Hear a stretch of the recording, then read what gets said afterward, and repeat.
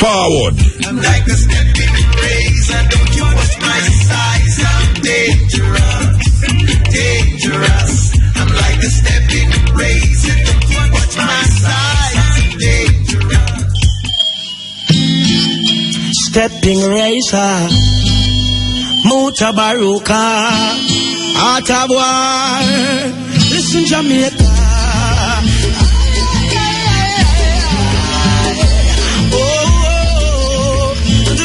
Mutabaruka, the stepping razor, and this is the art of war. Way on, yeah. Sing it, representing for my family. The blood of African kings run up in our veins. Here in Jamaica, rebellious offspring. Muta got a warrior spirit inside. From that time, we can't tame. And this a warrior spirit inside. It come for break every shackle and chain. On a Shaka Zulu, Pitney, and Kuma, Pitney, step in the razor, Pitney, and the art of war every Thursday. Hey, look how many years them whip with. That's what the whip I want microchip with. We tell them Babylon style of fit with. War it out until we get with victory. Hey, them fight my brother and sister. When we are dance, them say we move sinister. I know we listening, Mutabaruka. Chant the culture, chase the vultures away. When I Shaka Zulu, Pitney, and Kuma, Pitney, Kunta Kinte, Pitney. It's like Malcolm and Martin and Marcus on fire. Taurus in the sea right there represent for Mutabaruka. The art of war.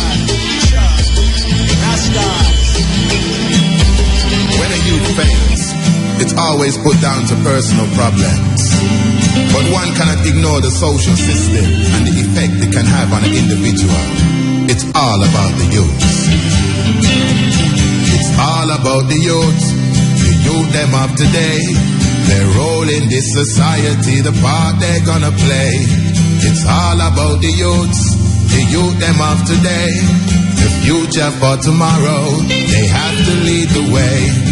Too much unemployment, too much violence and the crime. Too much our youths are in a prison doing time. Not enough in the colleges and universities. Not enough for them to do. Not enough activities.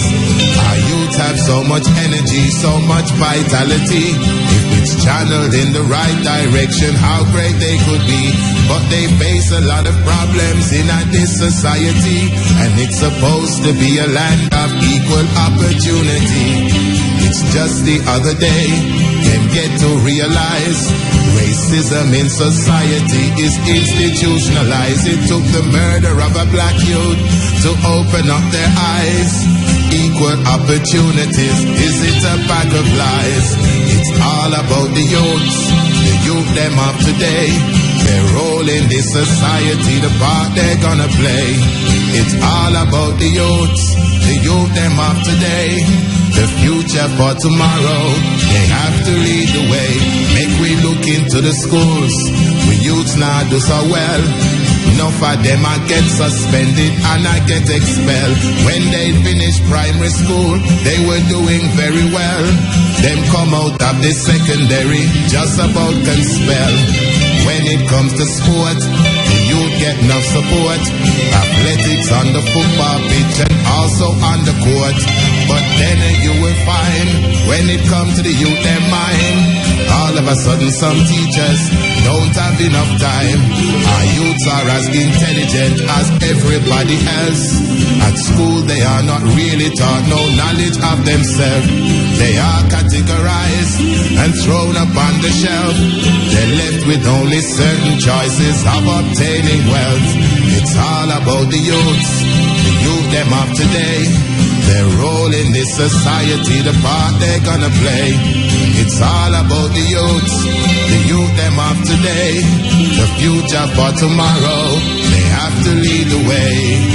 Go to get a job that is well paid. Suddenly they find out that they just don't have a grade. Lack of qualifications can bring them misery. They to do some packing in a dirty factory. The bosses start to talk to them like they're a little child. The youths them, they don't like it and their blood it starts to boil. Disrespect and racial insults get the youth them mad. Tell the boss about himself and where to stick his job. We need some more role models, some more black businesses. We need more black professionals and more black industries, so the youth can see the reality of what they can achieve. Capable of anything, all they need is to believe. It's all about the youth them of today. Their role in this society, the part they're gonna play. It's all about the youth them of today. The future for tomorrow, they have to lead the way. One of the biggest corruptors of the youth, that is the TV. Illusion and confusion passed off as reality. If you don't have the latest clothes, then you are a nobody. Brainwashing their minds just to make people money. I wish the youth would wise up. I wish that they could see they are the fashion models for the whole community. So instead of boosting ill-figure Nike and Versace, they could design and make their own clothes and make their own money. Glorifying violence, to me that is a crime. But Hollywood and television do it all the time. They're putting negativity into the youth their mind, changing peaceful loving youths into the gangster kind. Yeah, good day. This is the Steppn Razor, the art of war. We're there with you on next Thursday. We give thanks. We could be somewhere else, but we choose to be here at this moment in time. Why you up all the people them who stay up all the people them who stay with me from last night and anticipate today. We just want to say to the people them who have them phone, them cell phone, because it's like an epidemic take over the land. Really. Everybody tune out to what is around them now, because them have these two little things in them ears. And them obviously not recognizing what is happening. And if them don't have the thing in them ears, them have them finger on them phone at text. Now look here now. Yes, when you're crossing the road, especially when you're crossing because you feel say you have to cross and the driver have to stop, you can get hit by a car when you're not looking where you're going more than looking down on your telephone texting something or have the phone on your ears. You know, say a whole heap of people who start to get a neck problem because them have to have this, them hold them neck at about 45 degrees and listen to this cell phone upon them ears and across the street, totally oblivious to the car that is coming. And if you blow them, this is the only time I'm going to move the cell phone from them ears. If you take them on and wave you off and say, "Go," like you're wrong. It's an epidemic in Jamaica now. Nobody is looking where them going, checking out for what is happening around them.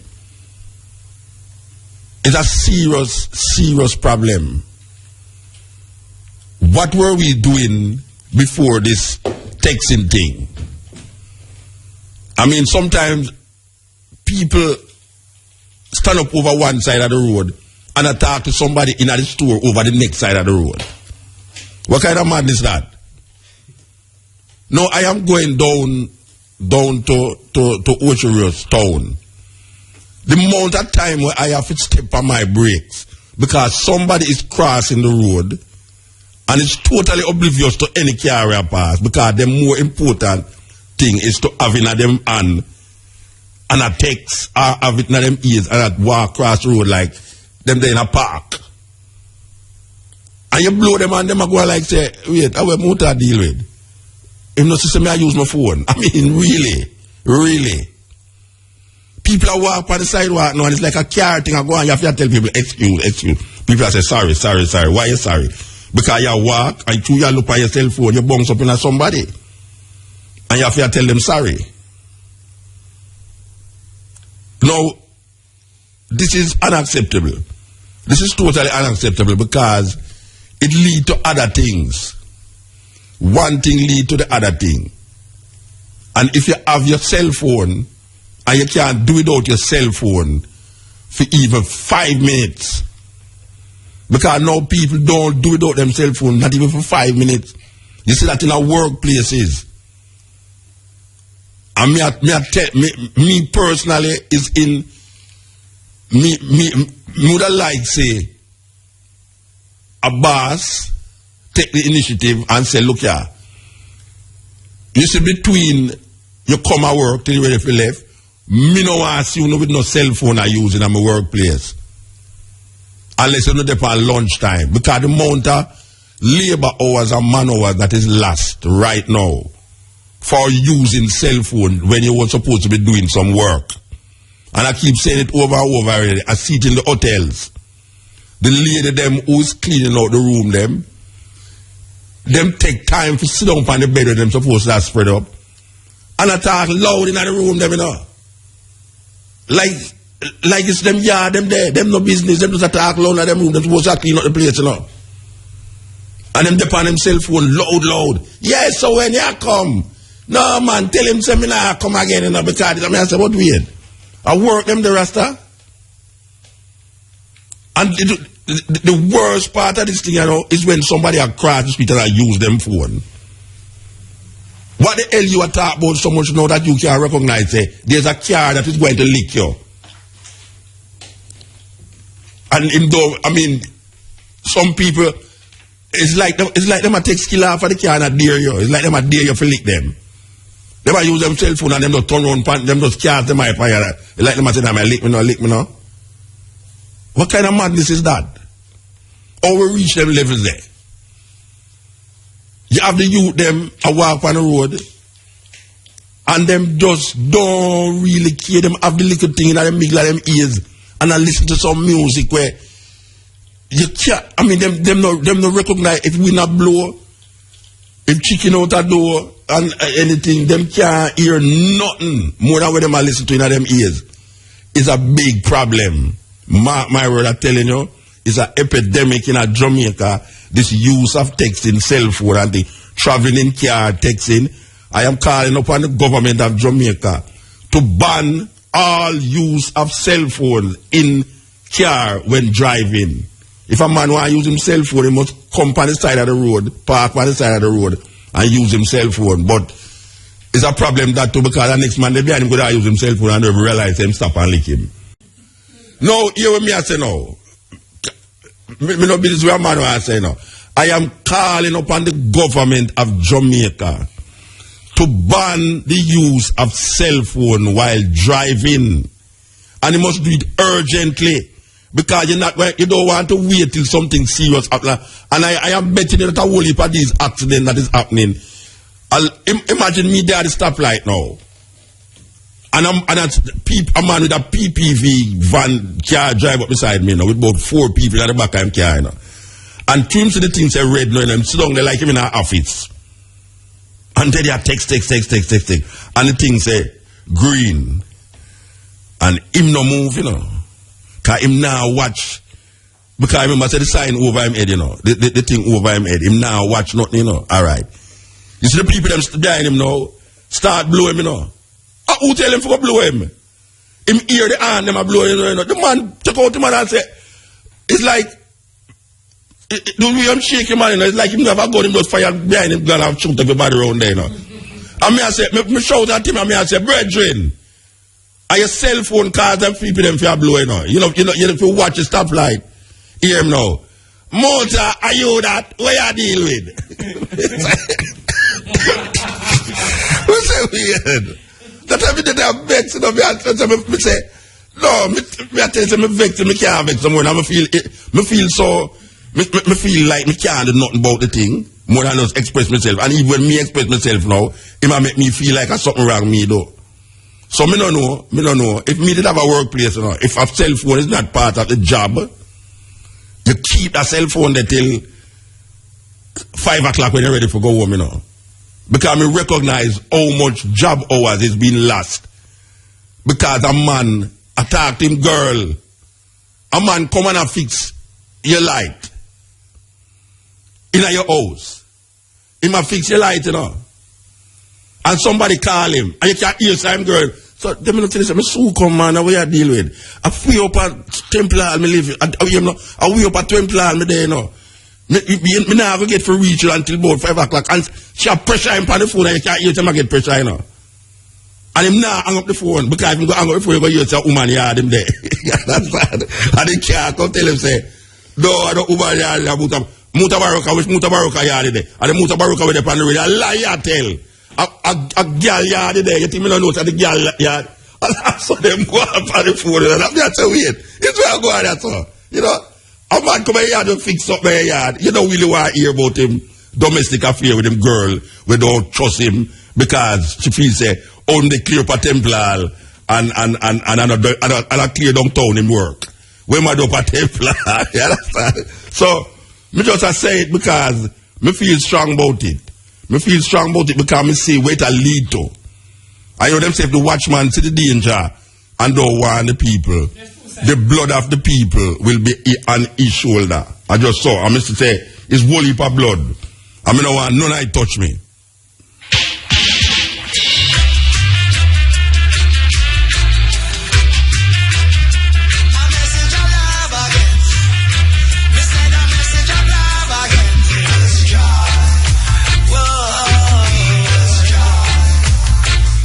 So the people them say them are going to decriminalize the ganja to a certain extent. Them say that you'll be able to have 2 ounces of ganja on your person without prosecution, and there will be what them call it now. You can in your house and smoke your ganja, and police will come down your house. Say them smell ganja over your yard, and them come arrest you. Now, here's the question I'm going to ask these ministers of government now, because I don't know if people overlook certain things, and I see too far, through me have far eye. As a Rastafari eye. You understand? But hear me I say no. Alright. 2 ounces of ganja, legal. So you keep a party at your yard. Me could say 20 people there at the party. And each person have 2 ounces of ganja. Pan them.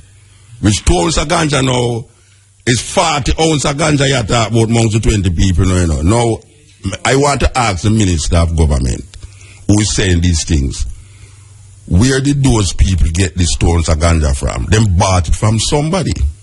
Now, if I am a ganja seller, listen to me carefully, you know. If I am a ganja seller, and a man a keep a party up at Beverly Hills, and him say, I have 20 people coming to my party, you know. And since ganja, you can't have more than 2 ounces, I want you bring 22 ounce package to me.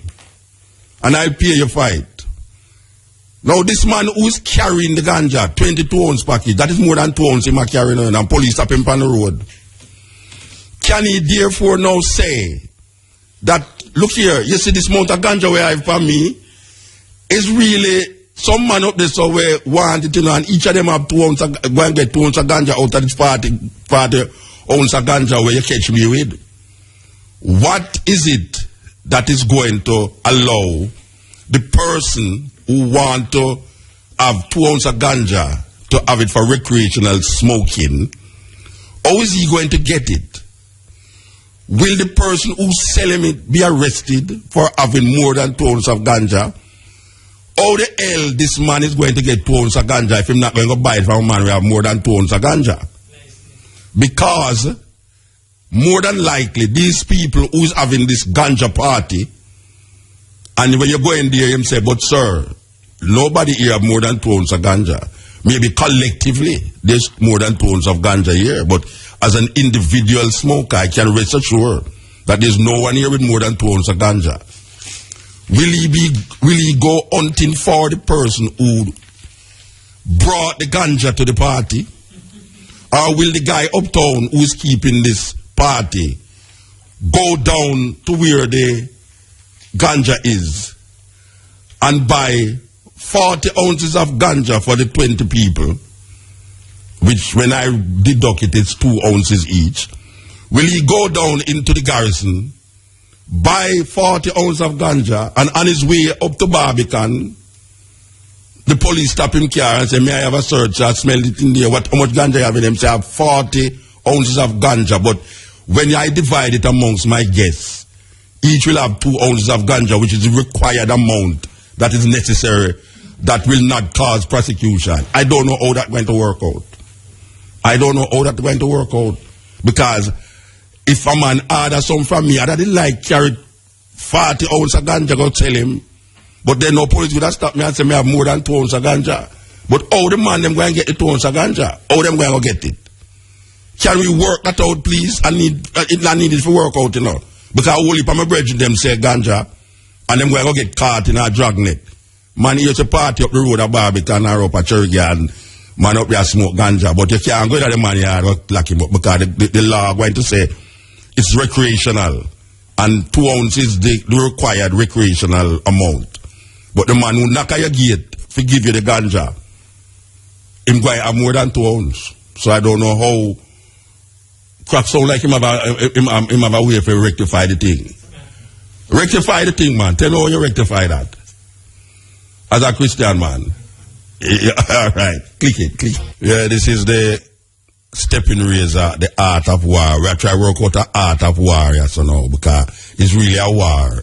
You understand? Now, my brethren beside me, Brian, say, to get around this thing, all the person have to do is transport it 2 ounces. 2 ounces. That means, if you have a request for 20 ounces or 40 ounces, you have to make 20 trips. So if you're coming from downtown or Westmoreland, and you know you have some man who love the best, you understand? So you have to get things from Orange Hill, Westmoreland. And you can imagine him have him party up a Golden Eye or something like that. How the hell him going to get there with this amount of herbs? Well, Brian said he must transport it 2 ounces, which is really weird and funny. So I just putting it out there because I don't really have so much sense to figure out these things in myself. So I just asking the question, how a man is going to get the ganja, 2 ounces of ganja in a yard.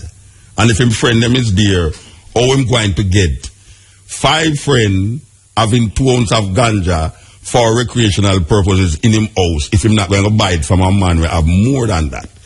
So, what needs to be done is not just decriminalization of this thing, but the total legalization of it. Because after decriminalization, you're going to see certain little loopholes, and then you have to go back to the parliament now to figure out this and figure out that.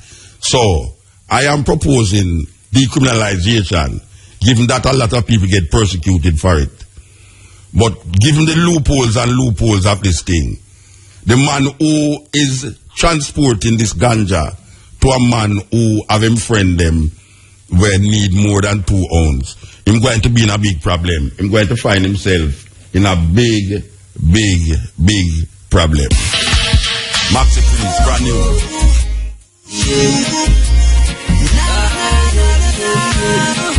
Shorty, if you want, you can be my co-pilot. G5 jet plane, step up inside it. Riding first class on my jet plane. I'm such a boss and I gotta do big things.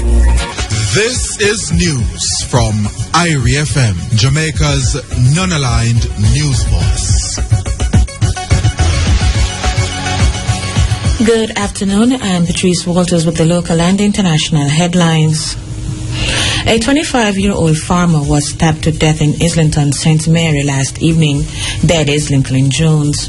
Reports are that about 7 o'clock last evening, Jones's niece and her child's father were involved in a dispute.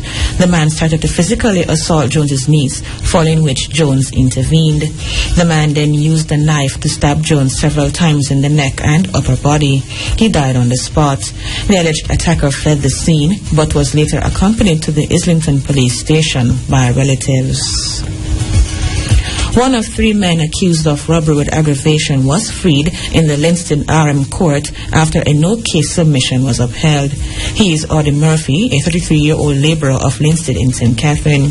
When the case was mentioned before RM Vaughan Smith yesterday, attorney at law Donald Bryan made the application. Bryan argued that his client was traveling in a car when police stopped it and found the alleged stolen item. He said, however, that his client was never pointed out. RM Smith subsequently ordered that Murphy be set free. Allegations are that in September last year, the police received reports that 2 men robbed a man of his cellular phone. The vehicle was intercepted and Omar Gillette, the driver Malcolm Thomas, and Murphy were arrested. Further investigations resulted in all 3 being charged with robbery with aggravation. Thomas has since absconded. Meanwhile, Gillette is to reappear in court for a trial on Friday, August 29. Ganja weighing over 600 pounds, which was seized during an anti-narcotics operation in St. Elizabeth yesterday morning, has been destroyed. The operation was conducted between 7 and 11 a.m. Reports are that the police went on operation in a section of the community of Duff's House, located at the border of Manchester and St. Elizabeth. Upon the approach of the police, a group of men who were preparing the weed for the illicit drug trade ran, leaving behind green and cured ganja. The drug was seized and later destroyed. No one was arrested in connection with the seizure. In news overseas, the World Health Organization WHO says drastic action is needed to contain the spread of the deadly Ebola virus in West Africa. Nearly 400 people have died in the outbreak, which started in Guinea and has spread to neighboring Sierra Leone and Liberia. It is the largest outbreak in terms of cases, deaths, and geographical spread. The WHO said it was gravely concerned and there was potential for further international spread. The outbreak started 4 months ago and is continuing to spread. Finally, a new search area for the missing Malaysian plane has been announced by the Australian government after further analysis of satellite data. The search will now shift south to focus on an area 1,800 kilometers off the west coast of Australia. Flight MH370 vanished en route from Kuala Lumpur to Beijing on March 8 with 239 passengers on board. Officials say they believe the plane had been on autopilot when it crashed. Those were the local and international headlines from the IRFM newsroom. I'm Patrice Walters. IRFM, thought-provoking, always smoking, lyrics like a bazooka. You are listening to Mutabaruka.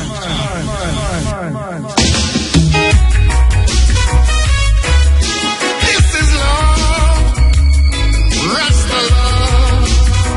Jah will never let us down.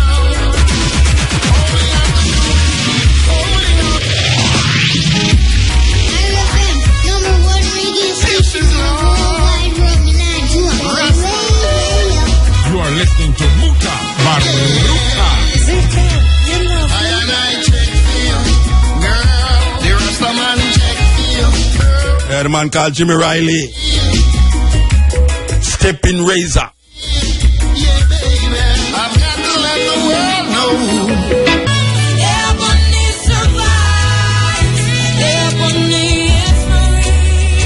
Yeah, listen to the sister called Sugar. Serious music, Ebony. Sweet music.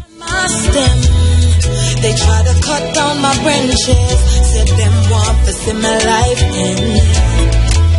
Yeah, so recently, well, a good little while now, we have been hearing about trafficking, human trafficking, that is. And it is really a problem because we hear that them trying to place Jamaica under certain restrictions because they feel that Jamaica have a big problem of what we call human trafficking. We see that happening in North Africa, big, and we see it happening in America, big. We want to talk to a sister, Shamira Mackenzie, and she is a victim of what them call human trafficking. She now lives in America, and we want to say good afternoon. Good afternoon.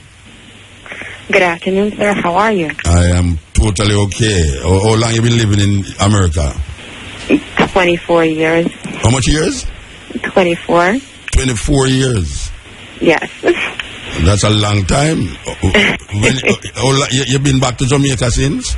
Yes, I was just in Jamaica recently. Okay. All right.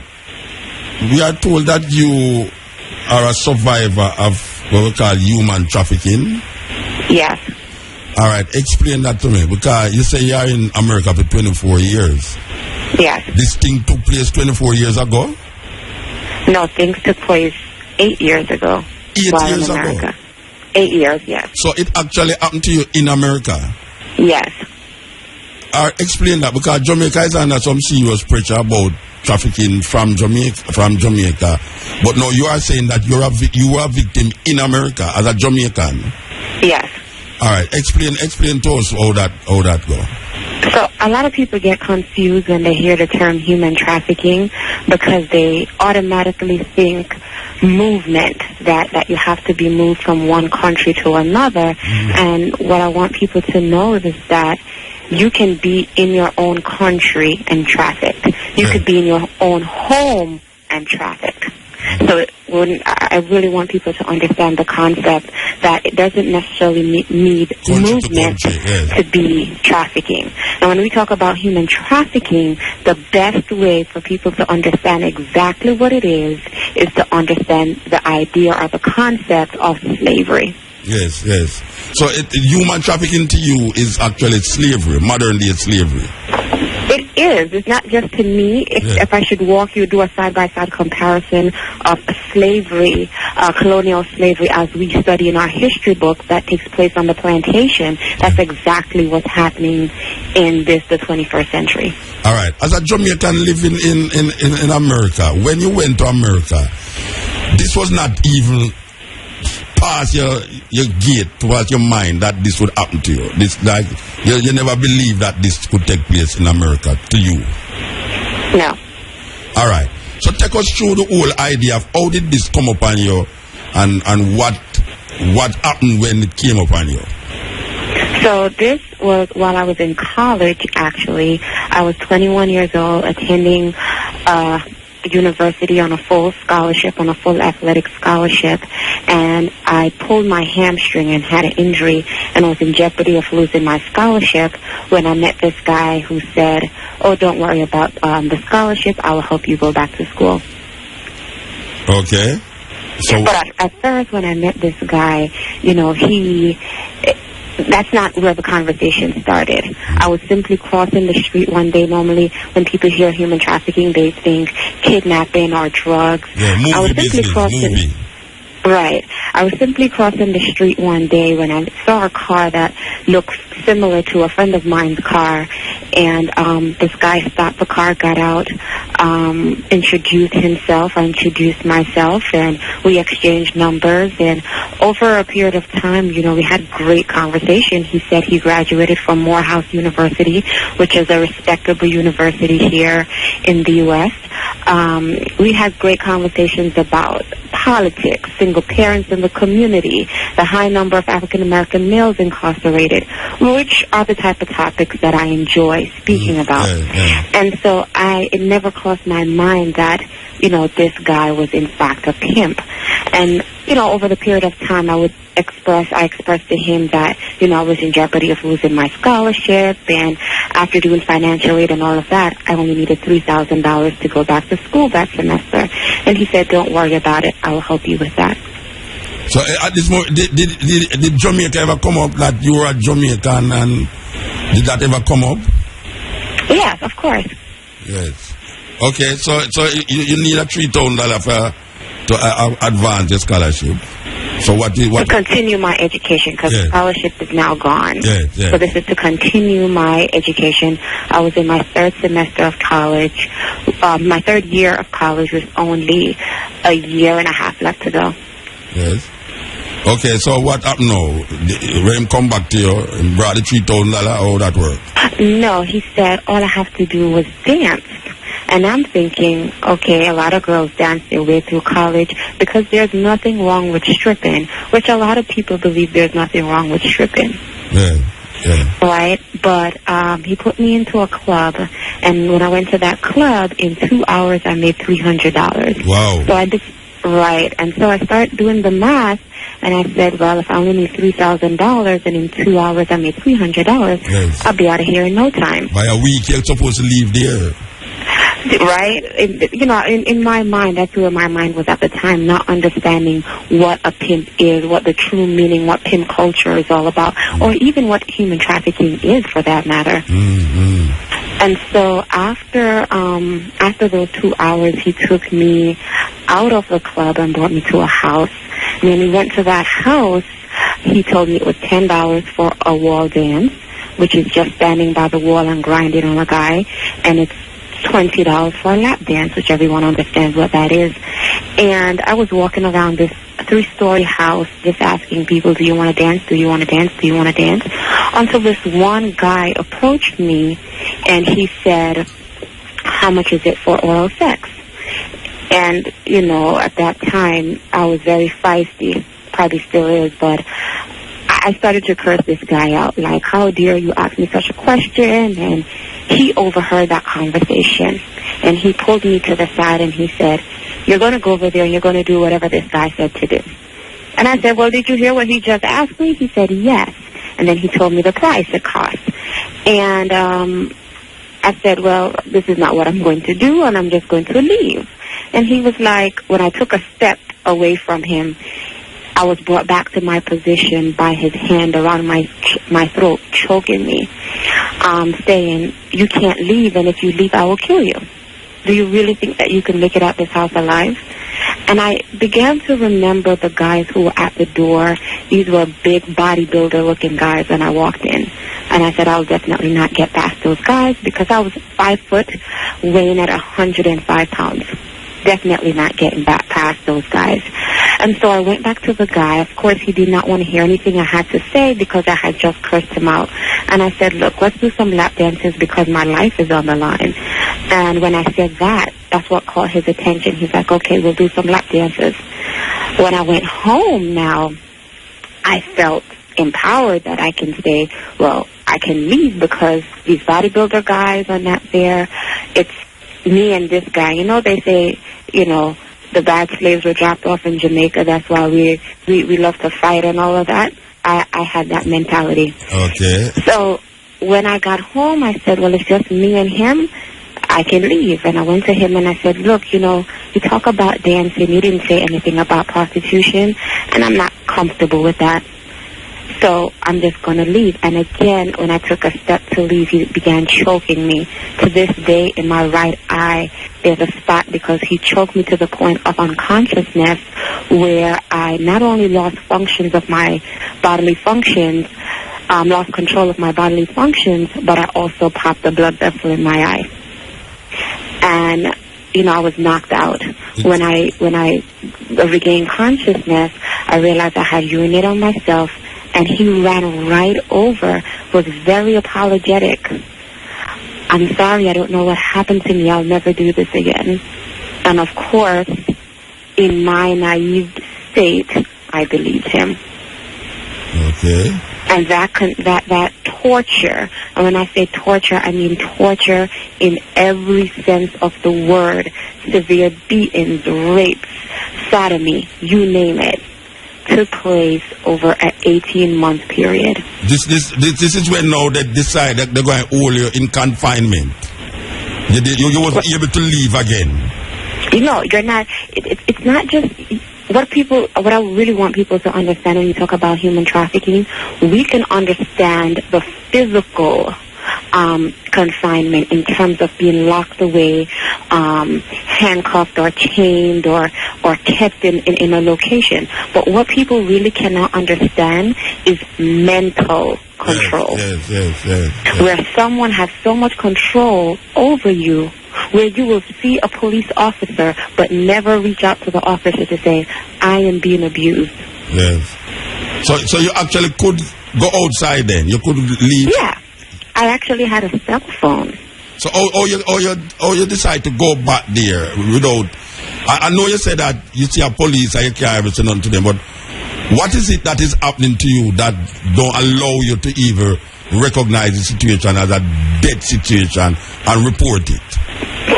Fear. It was fear that really kept me there. When he said, I will kill you, or I will kill your family if you decide to leave. That's what keeps you there, because when someone tells you that they will kill you and then they beat you to the point where you think you're going to die, you're going to believe that person. So they usually beat you. Apart from the raping and the sodomizing, they usually actually beat you. You have different levels of pimps, and you have your Romeo pimp that will never beat you.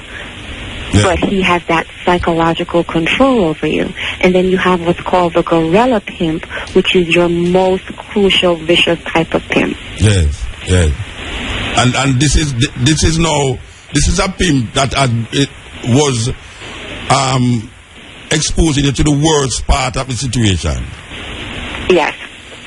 So how did you escape that? Well, escape for a long time was never an option to me. The first time I ran away, my punishment was being sodomized, and that was just a gruesome experience in itself. But I thought I ran away other times. That didn't work out. I thought of poisoning his food, but I said, well, if he doesn't die, then he's going to know I did it. Yeah. And I even went to Florida, met up with some gang member over there who said he will help me get out. This guy came. This is one time that I had ran away. He got a hitman to come to the hotel room, gave me a 9mm gun. The plan was to rob him and kill him. And at that time, we were living in a gated community in Florida, and I remember going to the gate ready to execute this plan. Just feeling empowered, like now I have somebody else to defend me. Now I have a gun. The guys who gave you the guns and thing in Florida, were they Cubans, Jamaicans? Who were these people? They're actually Jamaicans. Okay, I figure that. And I can't say because it's a known gang in Jamaica. Yeah, no, I understand that. But I just want my mind was either Cubans or Jamaicans. Because I know the Florida scene. The Florida scene kind of stay away there.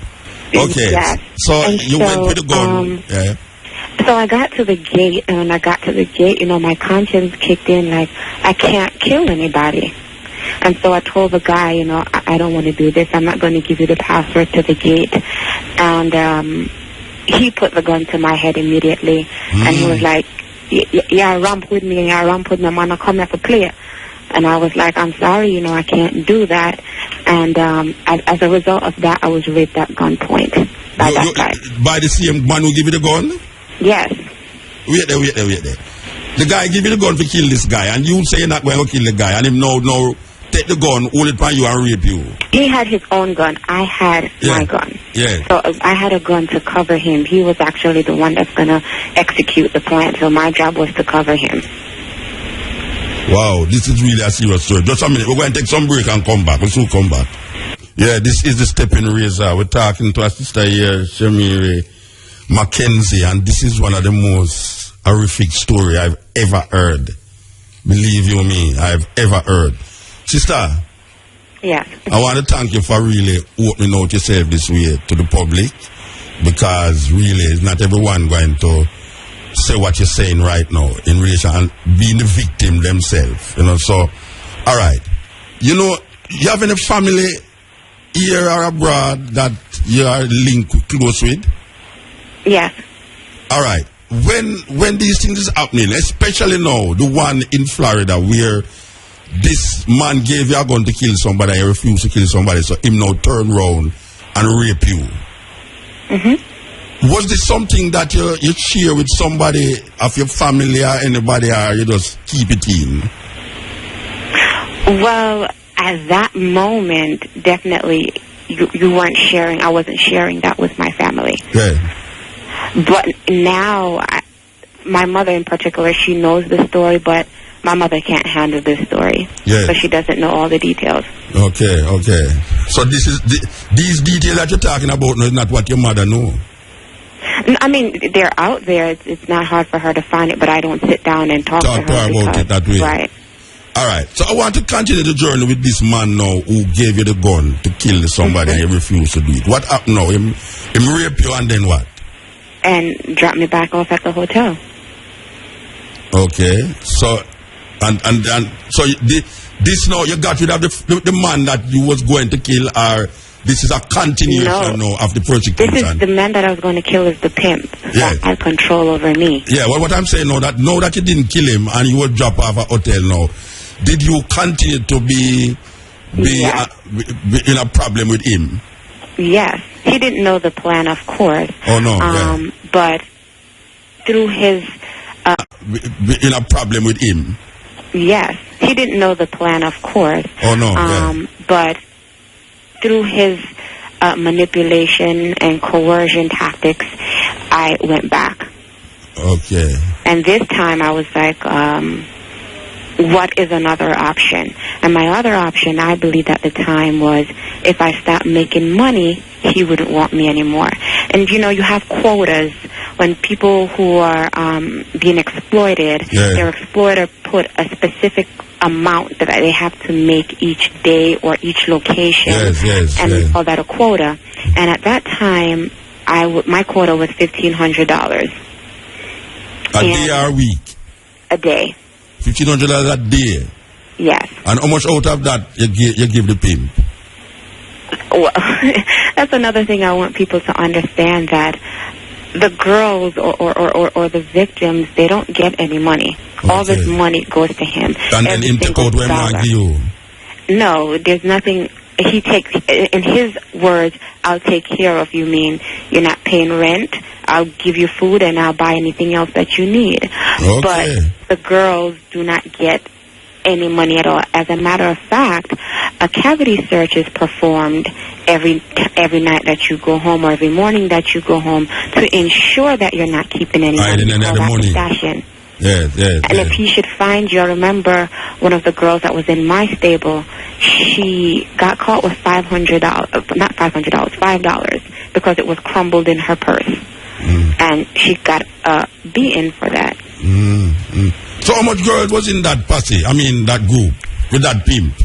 So I was with him for 18 months, like I said, and this is not hard facts because I wasn't counting the amount of girls, but I remember at one point we had 10 girls, 12 girls, but over that period of time, I would say at least 30 girls came and went.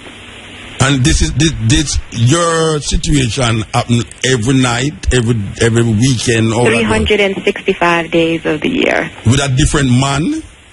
Different individuals, yes. And you get no money other than what the pimp decide that he's going to issue to you in relationship to your food and, Right. And that is exactly why it is slavery. Yes. During colonial slavery, we had slaves who work long hours with no pay. It happens in the 21st century. During the colonial slavery, slaves took on the names of their slave master. In the 21st century, you're given a new name. So I was no longer going by Shamir. I was given another name. Okay. You're beaten, you're raped, those harsh conditions. And it's not only the abuse that takes place from the pimp or the trafficker, as we call them, but you're talking about the abuse from the buyers as well. Yes, because the buyers need some special thing to be done, and you have to do it and then report you. You run that risk. You also run the risk of those who don't want to pay and, get physical. There's so many examples I can give that comes from a buyer perspective on the abuse that takes place with these girls. All right. I'm trying to figure out something here, right? You have a health insurance policy with this pimp, or how it works? Because if you're going with so much men, there must be some fear that some venereal disease or, disease by the tech. How that works? All protected. Yes. And actually, you're disciplined if it's not protected. So every sex act is protected, and but there's no insurance. You don't even go to the doctor unless it's a severe injury that he inflicted. Okay. This sounds so weird. All right. Do you think that a lot of women, a lot of girls that leave Jamaica under the feeling that things will be better when they leave Jamaica, under this idea of trafficking, this is a similar thing that happened to them when they reach there? Yes. See, the thing that really fosters human trafficking is the lack of economic opportunities. Yes, yeah. That's the number one thing that caused this thing to exist. Mm-hmm. And with Jamaica being a third world country, right, the lack of economic opportunities that are available to persons on the island, when they think, I mean, how many people you would talk to on the street that say, yes, I want to go foreign. Yeah, if you look on the American embassy, the line long. Right. Yeah. You know, everyone has this idea that America is a bed of roses, and if they come to America, they'll have an opportunity. And those are the same vulnerabilities that people have that these traffickers prey on. Yes, and that's what happening to girls in Jamaica. You have these guys that are there currently who have money that can facilitate this and say, hey, you know, I'll take care of you. You just have to do this. Yeah. And especially in Jamaica, where there's no welfare system to say, oh, I can go on food stamps or the government can help me. There's none of that. So you're really left with really what options? Yeah. Was there any time you feel to kill yourself? Just get to that and done it? Oh yes, there are several times that I attempted suicide. Actually, there was a time particularly where he told me to drive, and I said, no, I'm not going to drive. And he said, well, you have a choice between death and driving. And I was like, just kill me. Because at that time, death to me was the best option. Yes. And so he told me to open my mouth, and I opened my mouth, and he put the gun in my mouth, and he pulled the trigger. And even during that state, I thought I was dead. And I thought, you know, I'm on the wall, and I'm looking at him, and I'm just like, you know, you can't hurt me anymore. Yeah. And I was quickly reminded that I wasn't dead when he started to beat me with the gun instead. Oh, beat you with a gun? Mm-hmm. And you still say you don't have it time to kill him? No. You never have it time to kill him? No. And this happened for 18 months, continuously? 18 months of severe torture in every sense of the word torture. So, how did you survive this? How did you come out of that situation? Well, you know, I just think it's the grace of God. Because after stop making, my idea was I should stop making money, and he wouldn't want me anymore. And after, you know, I went home from bringing $1,500 to $200, and I was working at one of the top strip clubs in Miami. So $1,500 for the type of clientele that come to that club it's okay. You can achieve that goal. Top ranking, top I end them call them. It's a very, yes. And so when I was bringing home $200, he's like, what is this? $200, somebody will give you $200 in that club just for smiling. And so... so you never think you was stealing it and start to beat you again? Well, actually, some of the times I did get in trouble for not bringing home money, but then he pulled me out the club and put me on the streets of South Beach. And that to me was a little more liberating because I had an excuse now where, you know, the strip club is a market. You know, people come there to dance, people come there to get involved in commercial sex. So on South Beach, that's not a market. That would actually be me seeking buyers. So there I just, you know, even going out on the beach, he didn't give you any money to say here, buy lunch or buy dinner. But you feel like a lighter there, so you feel like a lighter there though. Right. Yes. And so for the other girl and I who was out there, we made friends with people to buy us food because if you don't work, you don't eat. Wow. You know, there are rules to this. Yes. If you don't make your quota, you don't eat. If you don't make money, you don't eat. So right. We have to come back to you. Wow. Yes. This is the Steppn razor. Sister, you still on the line? Yes. All right. Let me ask you a question, right? Mm-hmm. You said that the man threatened your life if you try to escape. Yes. But your life was also threatened in not trying to escape. Right. So why you didn't try to escape? You know, I have no idea. I can't answer that question. Like I said, I did try running away 4 times, but due to the psychological coercion and the violence that's involved, I returned. So, in the process of escaping, you never sit down and evaluate your life in relationship to, would I be better off escaping and getting out of this situation, or because of that psychological implication, you realize that, just achieve me go back because no better? It wasn't a matter of going back because nothing is better. It was a matter of the psychological coercion, basically, and the trauma that was involved in the exploitation. All right, tell me, explain the psychological coercion. So there's a thing called the Stockholm Syndrome. Yes. Right? And the Stockholm Syndrome is something that's normally, we normally identify the Stockholm Syndrome in domestic violence cases. Yeah, where you see a husband... A woman getting beaten and she still stay in the situation. Still go back. Well, it's the same thing that applies in human trafficking cases. Yeah. So that type of trauma is there. So you have the Stockholm Syndrome, and then you also have post-traumatic stress disorder. Like I currently have post-traumatic stress disorder now from this experience. Yeah, I can understand that explanation because we know of that situation where women get abused in them house and them don't leave the situation. Them prefer to stay and continue to get the beating. So you're saying it's a similar thing? This psychological. It's a psychological impact on the brain. So even though it is creating a detrimental situation, there is this mind thing that is overpowering that says, it is detrimental, but right. And if you study there's trauma on the brain, you'll have a better understanding of why. And that's the number one question when I speak out about this issue. People asking, why don't you just leave? Not understanding the psychological trauma that's involved. But then you had the opportunity to kill him. So what is that psychological traumatic thing that didn't allow you to do that? I just think that I can't explain that once again. I'm not a neuroscience or... Yeah, but it happened to you, so you don't have to have a neuroscientist to do it. It's happening to you, so... Right, but I can't explain physically or psychologically why I didn't move forward. All I can say is my conscience kicked in and I didn't move forward. Okay. All right, so... No, in your life, no. This is 8 years after. This is 8 years ago.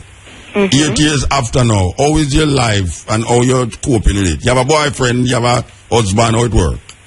No, I'm single, but I use my experience. I've dedicated the rest of my life to fighting this issue on several levels. I currently work for an organization by the name of Shared Hope International, and Shared Hope International is actually the organization that did research in Jamaica in 2010 that where, those key findings are now used by the government on the state or the scope of human trafficking on the island. Is this situation closer to more prostitution and the effects of prostitution as opposed to human trafficking?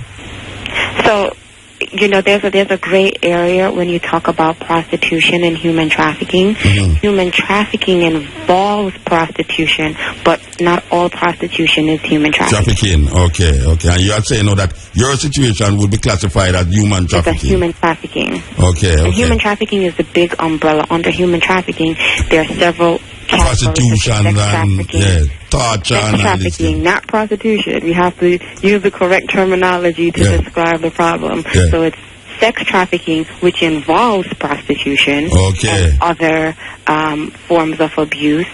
But there's labor trafficking as well that we see on the island. Domestic servitude and things of that nature. And in Philippines, where they have children working for Adidas and all this footwear, they don't pay them and all this. All right. So now, at 8 years after, you say you have dedicated your life now to fighting this issue, and it lends itself from where you are now into Jamaica. Yes. So who in Jamaica are you connected with to really So the organization I currently work for, Shared Hope International, we have 2 partners in Jamaica, and we provide funds to these organizations that provide services to victims of trafficking. Okay, what's the organization name? So I'm not sure if I'm allowed to say their names, so for that reason... But if they are fighting the situation, why wouldn't call them names? Because we need to help them. In Jamaica 2 weeks ago... you was in Jamaica 2 weeks ago? I was in Jamaica 2 weeks ago visiting with these partners, and based on the conversation that I was having with not only our partners, but other individuals who I met with on the island that work on this issue, they're really concerned with the safety on the island for victims. Okay. And I feel like I don't want to necessarily say the name, but if you're going to speak with an individual from these organizations and they feel comfortable, well, they should know because they're on the ground. Okay. Well, we are going to speak to a lady from the director of what they call the Pregnancy Resources Center in Montego Bay. Are you aware of these people? Yes, that's actually one of the organizations that we fund. Okay. Well, we want to talk to this lady after we hang up from you, but I must say that your story is a very riveting and it's almost traumatizing me now. Really, the story is traumatizing me, and I'm really hoping that the work that you are doing because of this experience will have some effect on what they are now saying is a big problem.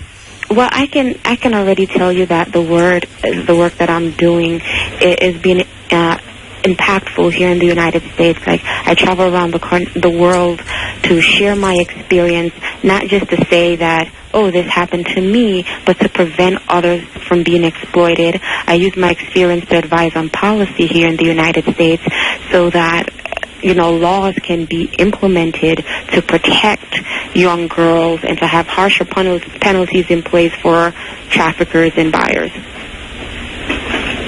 Yes. Yeah. This is really something else. So you have been in contact with your family. You say you've been here, so you must have been in contact with your family.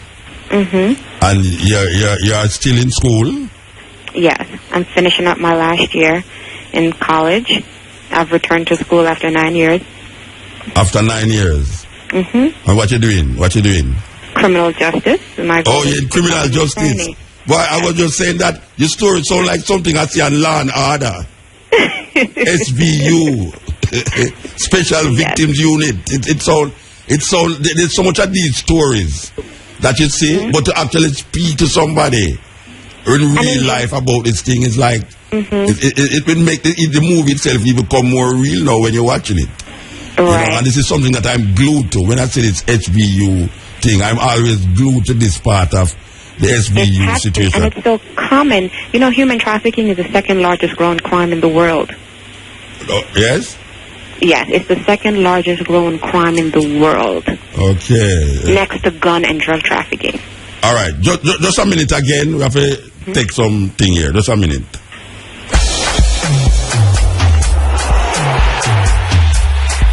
Kenako Brasilia, a look at the Africa teams at football's ultimate showpiece. During the duration of the world's greatest show, the Africa Forum will provide an insight into the 5 teams from continental Africa. Cameroon, the Ivory Coast, Nigeria, Ghana and Algeria carry the hopes of a continent that is determined to show the world it can be the best among the best in the sport of football. That's Kenako Brasilia, a look at the Africa teams at football's ultimate showpiece on the Africa Forum, June 8th to July 13th, every Sunday, 8:35 a.m. on IRE FM.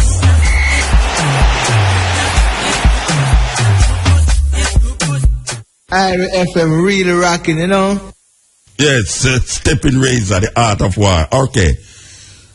Sister? Hello, you still there? Yes, I'm here. All right. We have Christina Milford. Yes. Yes. We have Christina Milford. You know Christina Milford? Yes, I do. Okay, so this is one of the persons that you say you didn't want to call her name, but she's not. She's not in fear of. I didn't want to call the name of the organization. Okay, yeah. Well, she understands that level, but now she's making herself available to participate in this conversation here. Christina Milford. Hello? Yes, sir. All right. Tell me, what is your foundation all about in relationship to this trafficking thing? Okay. Good afternoon, sir. Actually, we started out just taking care of young pregnant girls who are disenfranchised, many times homeless after there's a pregnancy, etc. However, it was in 2007 we first became aware of what human trafficking is when Shared Hope International came along and wanted to find a place to place a safe girl and to place a girl who has been trafficked. You know about this operation that took place, right? Yes. So, and in that situation, I think the girl had to be returned home, and obviously home was not safe. Yeah, definitely. So we developed our intake document to find out what's been happening in the lives of the girls that we help, and many of them we have found, based on the questions that determine trafficking, many of them have been trafficked. Yes. Locally, not internationally. We have not had any international events. Well, I would consider a mother sending her child at the stoplight to get money as trafficking. That's what I would consider. I would consider that trafficking. Okay. Would you see that? I guess it's the broad sense of human trafficking, and then we have the more focused sense of sex trafficking in minors. Yes. Because every time a child or a young person, anybody under 18, has to trade sex for money or possessions or whatever, then it is regarded as human trafficking. Okay. So of course, selling at the stoplight is trafficking too, but because some of them end up uptown. Trust me, some of those little youth end up uptown. Yes. Believe me, I've spoken to them. I understand what you're saying. Yes. All right. So now, your organization, as you said, started out as for young girls in pregnancy. Pregnancy crises, yes. Yeah, but now it has evolved into this human trafficking situation. We still deal with pregnancy crises. Yes. We still deal with that quite a bit, but we have found that some of these situations have been situations in which the girls have been in a trafficking situation. Yes. Yeah. All right. How you come to know this sister here that is on the phone with you? How you come to know her? Well, the organization with which she now is affiliated or works has been helping us. That same one that I told you about in 2007, Shared Hope International. They are the ones who help us to maintain our home. Okay. Yeah. Our primary helpers and partners are Shared Hope International. And so because they visited us every year, they visit with us to check our records, check what's going on. And she was with the team that came this year, and so I met with her along with others. All right, so what is Miss Mackenzie? Yes, sir. What is your involvement now? What do you do when you say you help these groups in Jamaica? What do you do actually? So for the groups that are in Jamaica, Shared Hope, the organization, provides funds to these organizations so that they can sustain their programs. So I work for Shared Hope, and I'm currently now working on policy, using my experience to advise to implement policy here in the United States. I also train various professions, including law enforcement, on how to identify and respond to the issue of sex trafficking. Okay, Special Victims Unit. Excuse me? We call it Special Victims Unit. I was just referring to the Law and Order television series, Special Victims Unit. All right. So your study that you're doing now will carry you into the part of what? So really, my ultimate goal is to become an attorney. First, being a prosecutor, prosecuting those who exploit our young women and children, and then crossing over to be a defense attorney to defending these young women and children. Okay, and you think you'll ever extend that into Jamaica? Actually, yes. I am in the process of starting an organization. The organization is in the beginning stage to provide educational opportunities to victims of trafficking. Okay, Miss Milford. Yes, sir. Is there, your organization, is it connected to the law enforcement? Just in the sense where if we have a girl who's missing that we report them, no. Oh, so you're not connected to the constabulary force or the CID? No. Our connections are all in respect to reporting, and if there's a situation where a girl has been victimized and we know about it, then we take them to Sissoko or refer them to Sissoko as the case might be.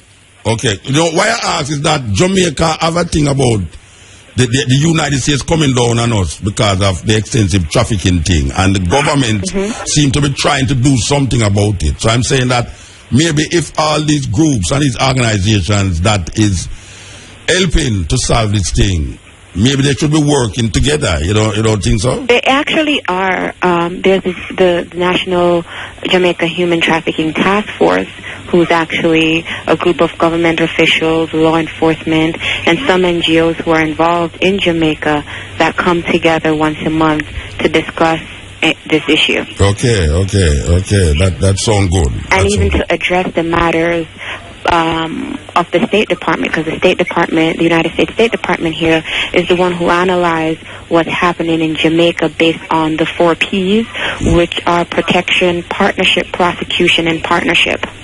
So they look at those 4 pieces in Jamaica. Is Jamaica prosecuting human traffickers? And that's one of the things that they looked at this year, why Jamaica fell from a Tier 2 to a Tier 2 watch list, which is bad. Yes. Because what the TIP report that just came out on June 20th, last Friday, what that said is that for 5 consecutive years, Jamaica did not prosecute anyone under their human trafficking law. Wow. But based on the research that I have done and people who I've spoken to on the island when I visited 2 weeks ago, I believe that traffickers are being prosecuted, but they're being prosecuted under other laws.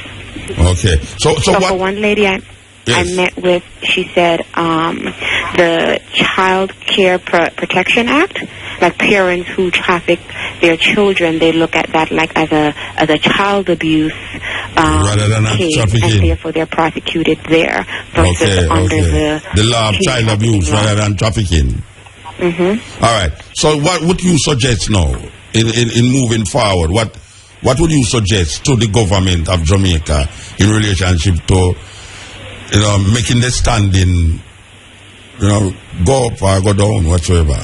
What would you suggest? One is definitely to provide, to definitely prosecute traffickers under the human trafficking law. I just saw that previously under the human trafficking law, you only got 10 years was the maximum penalty.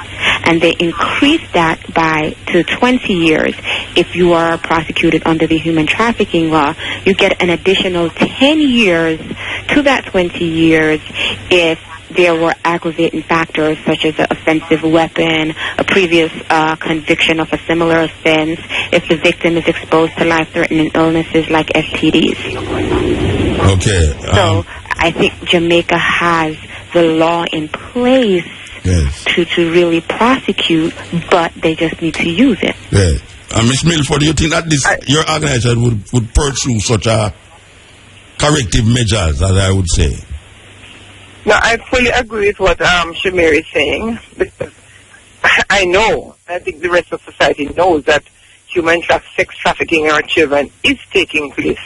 I can remember going into a school and sharing, and a young boy, a 14-year-old, stood up and said, "Miss, the mothers need to stop selling their daughters' bodies." Now here's a 14-year-old boy who knows that this is happening. So the rest of us do know as well. So what can be done? There has to be some kind of process. We can't just treat it as child abuse. I know of a child, for example, a 13-year-old, she started at 13, who started going off on the weekend. Mother came home maybe 2 or 3 days later. Not a slap on the wrist from the mother. Did she know what was happening? I don't know. But that child kept going away from home on and off, being reported to the police, went on a missing list, came off the missing list.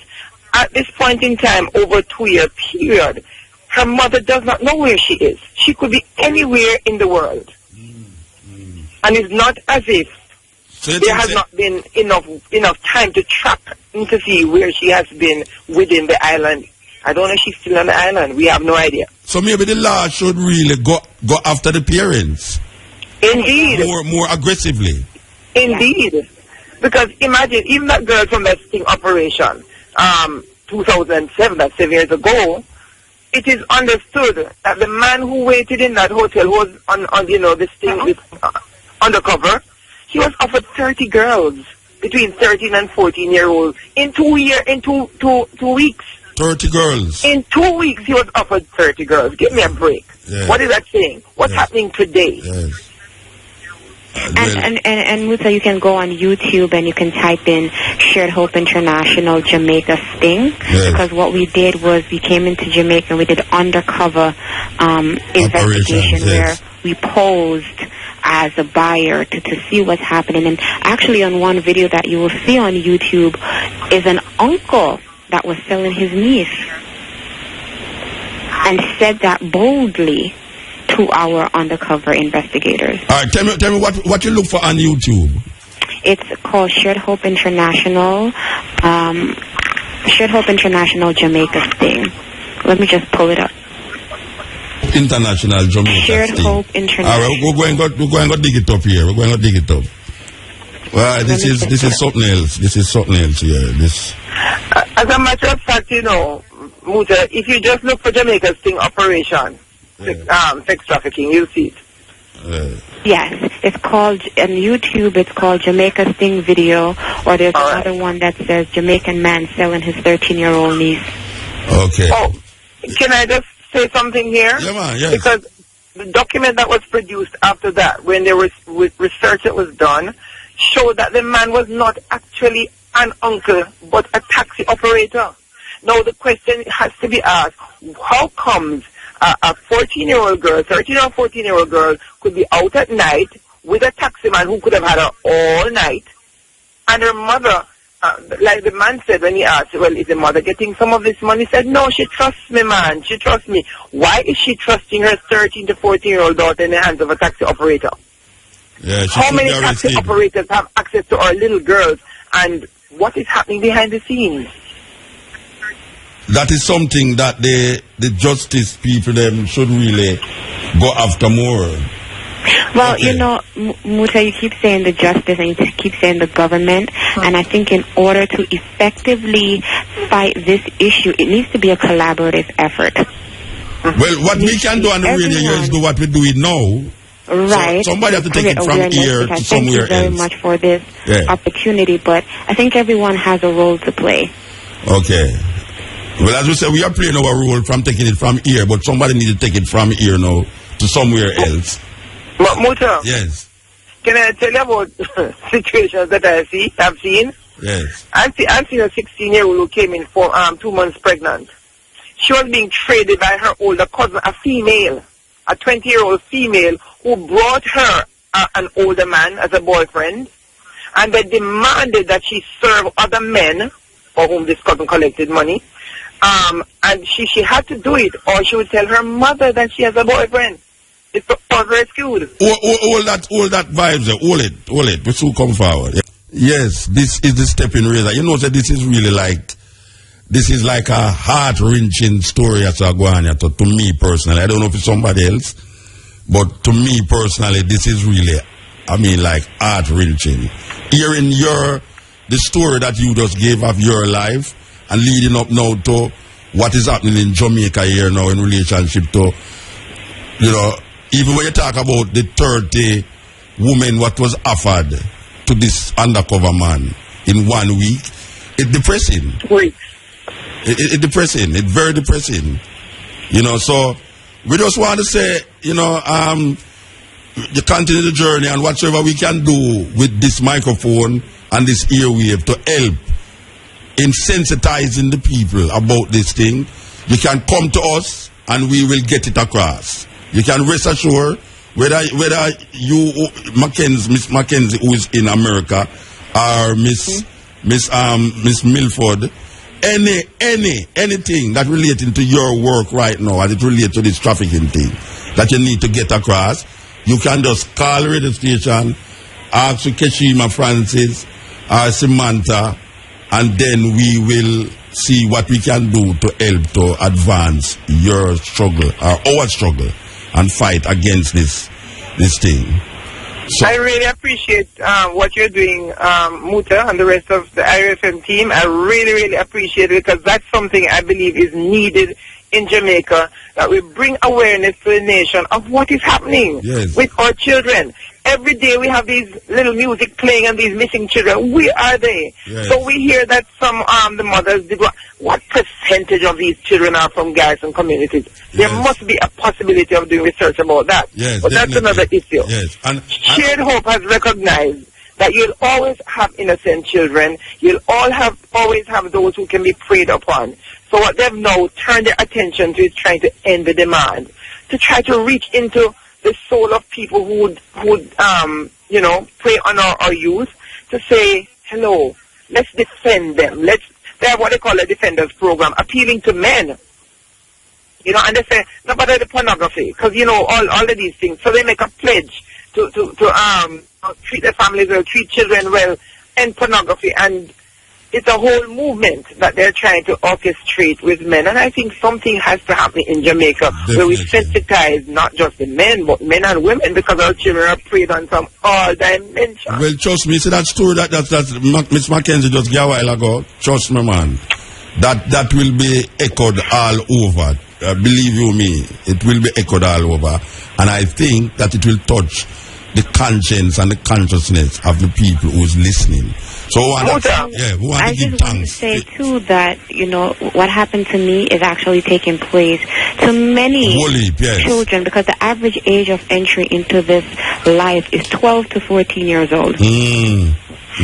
12 to 14 years old, and the reason that that's the targeted age is because of their vulnerabilities. The human brain doesn't fully develop until you're about 24, 25. So it's easy to target and manipulate young girls and boys into this lifestyle.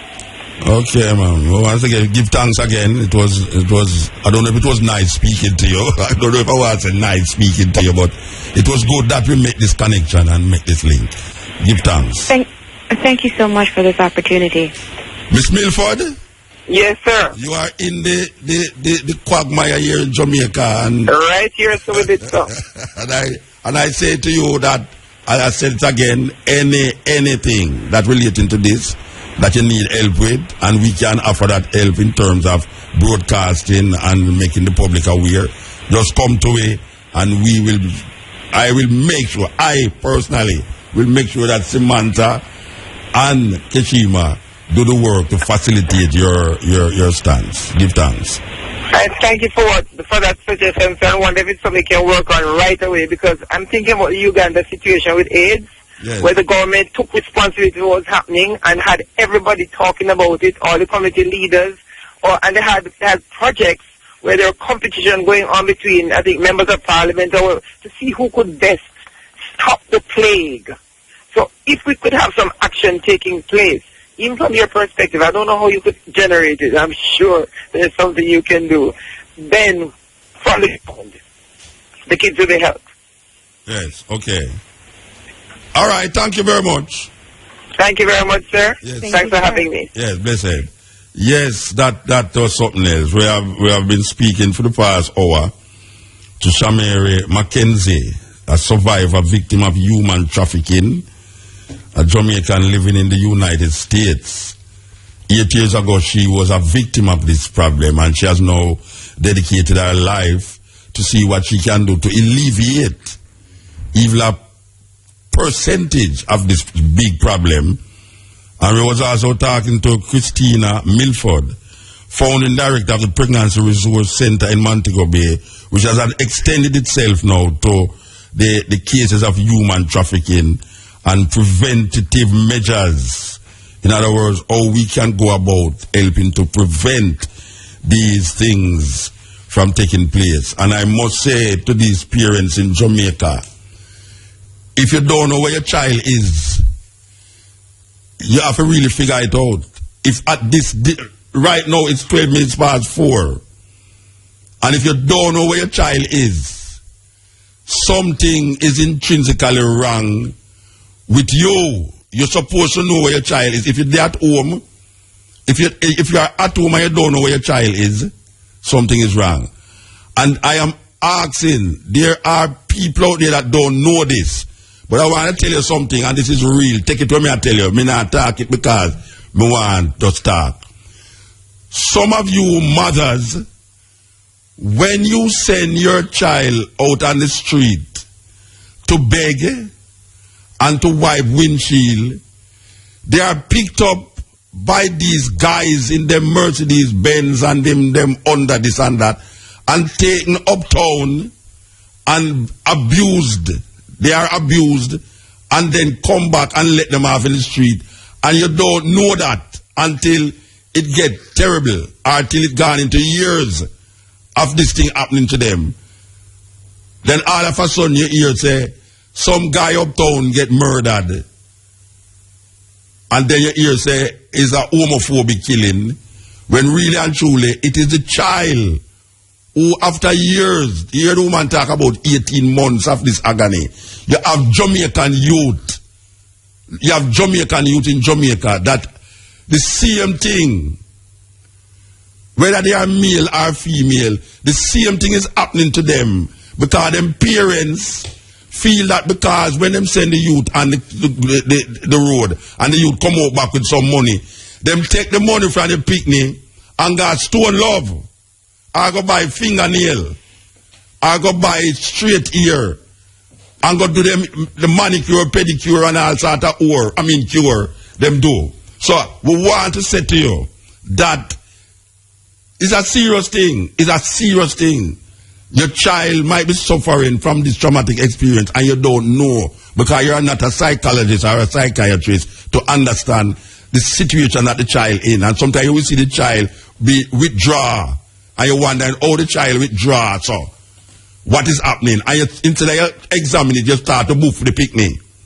We're talking about 12, 13, 14-year-old girls and 15-year-old, 14-year-old boys that has been traumatized because the parents is part of the problem. The parents is part of the problem. We need to fix it. We need to fix it. Click it. Thought-provoking, always smoking. Lyrics like a bazooka. You are listening to Mutabaruka. No justice, no peace. Peace and no justice will always lead to destruction. Yes, everybody wants peace. What about justice? What about justice? Everybody wants peace. Yes, Haile Selassie says that there will be no peace until there's equal rights and justice. Yes.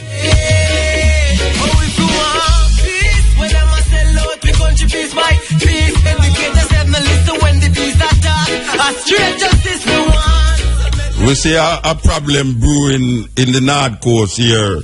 Since we're on the North Coast, make a focus on the North Coast here. That the hotels are bringing in foreign entertainers at the expense of our local entertainers. We want to know what is happening. We're asking questions here. We're asking questions. The hotels seem to be employing foreign entertainers, especially those hotels that is owned and operated by the Spaniards. We are told that they are employing foreign entertainers at the expense, and some of these people who them employing is here illegal.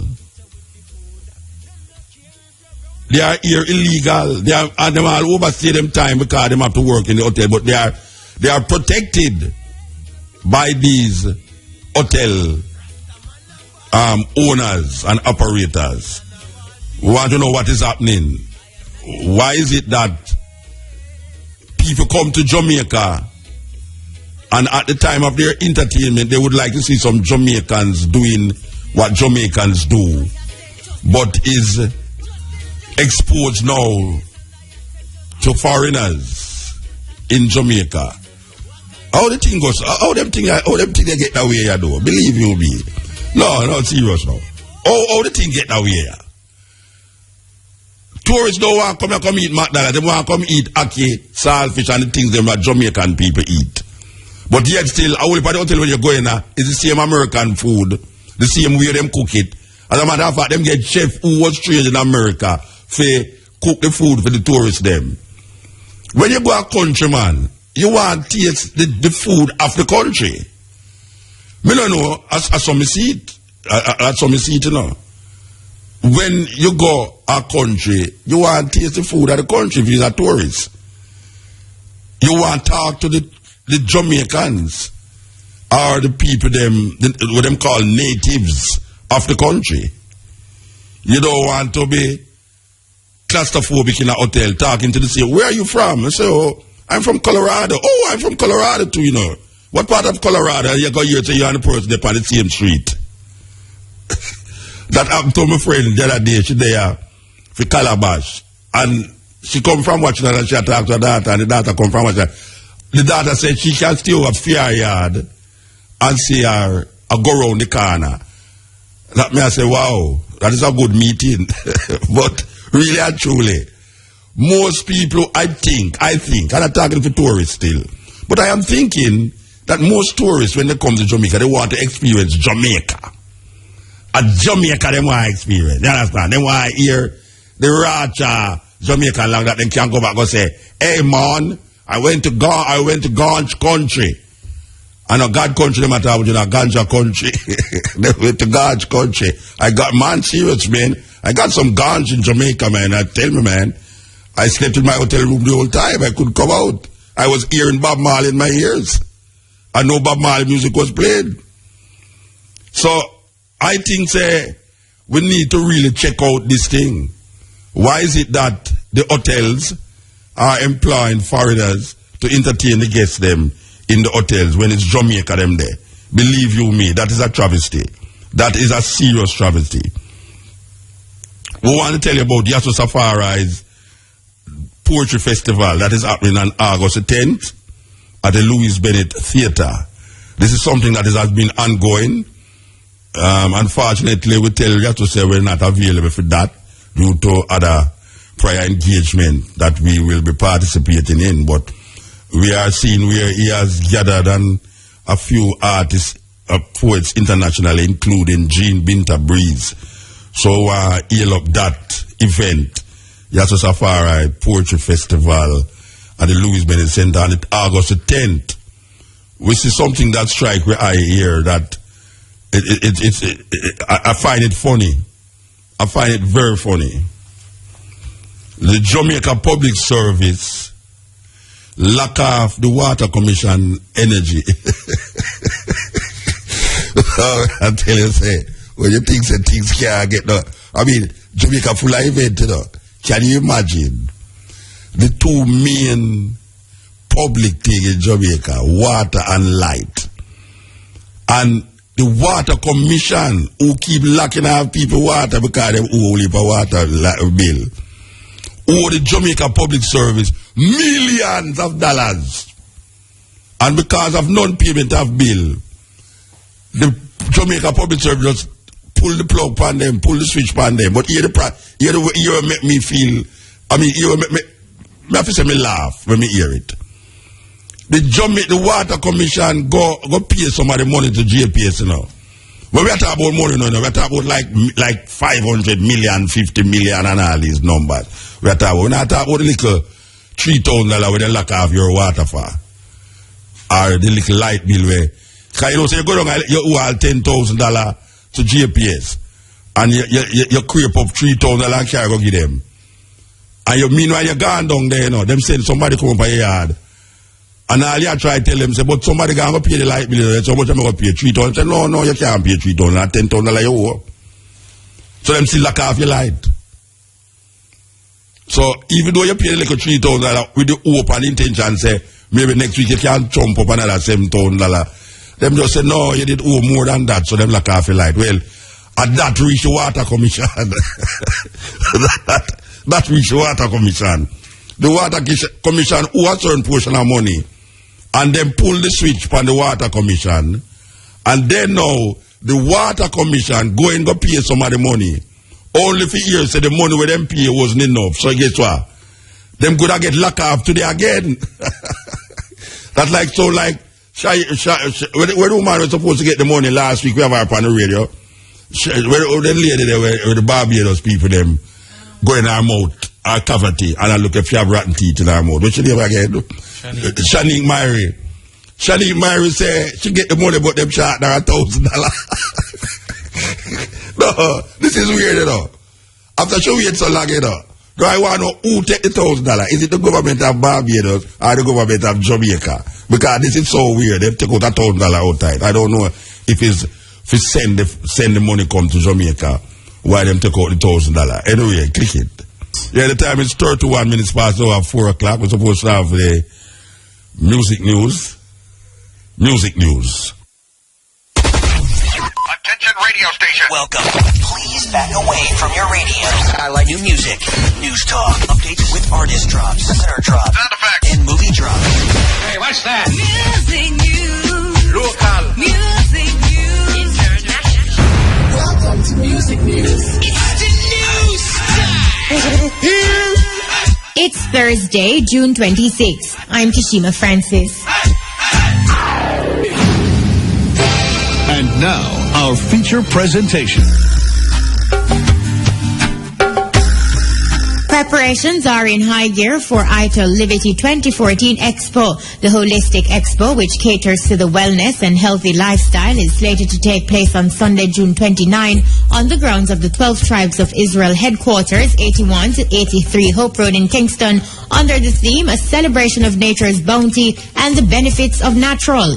Janet Morrison, a member of the planning committee of the Motherland Promotions of the 12 Tribes of Israel, says a wide range of products and services will be available for sale, including food, jewelry, juices, clothing, personal care products, hair care products, and much more. Ital Livity Expo 2014 is all about lifestyle, and we need to look at healthy options, both mind, body, and spirit. And this is what Ital Livity is all about. It's a holistic expo in that we're catering to wellness and healthy lifestyle, and natural is the order of the day. So you'll have everything natural products, from jewelry, personal care products, there's hairstyling, there's Ital food, root, market items, clothing, art, craft, you name it. And of course we have the Reasoning Hut, which is a series of talks starting from 12 noon, where we have holistic practitioners and different persons associated with health products that give talks. Patrons have a chance to really interact with them. It's really affordable, $250, and children under 12, free. The event, which has been attracting an increasing number of patrons, will this year have a booth specifically focusing on this business of hemp, with information on products derived from hemp and a look at possible business opportunities for the future. That's the full 100 in music news for today, Thursday, June 26th. I'm Kishima Francis. Mutabaruka, take it away. Yes, this is the Steppn Razor, the art of war. We're there with you.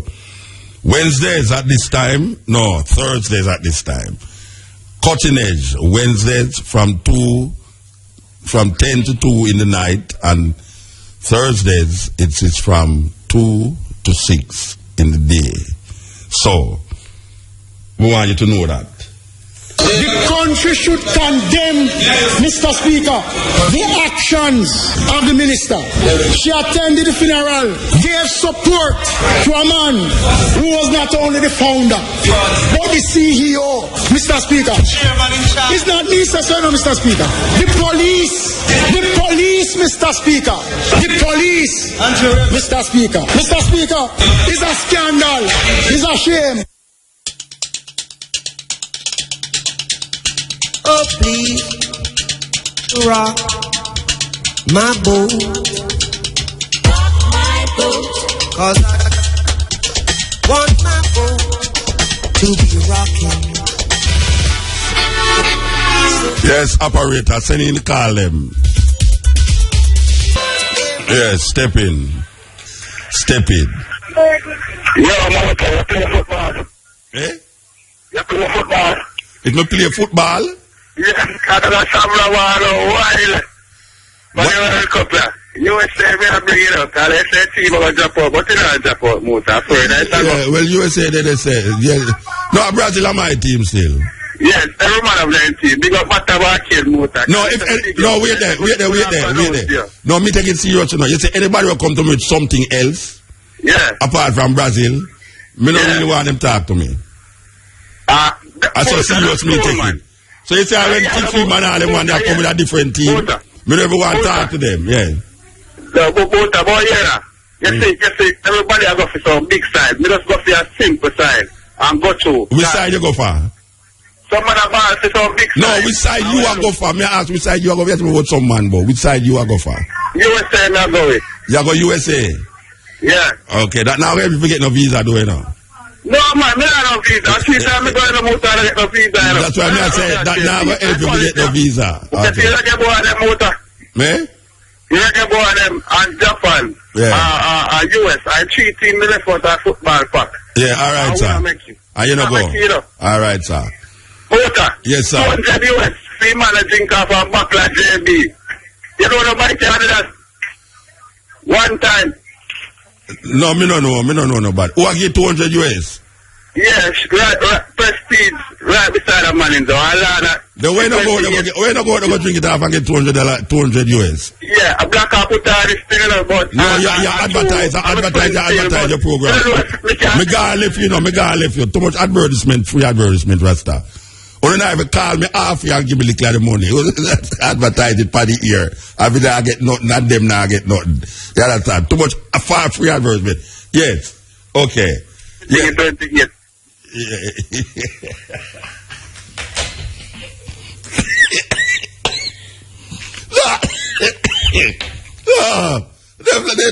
The people will call I with them not easy.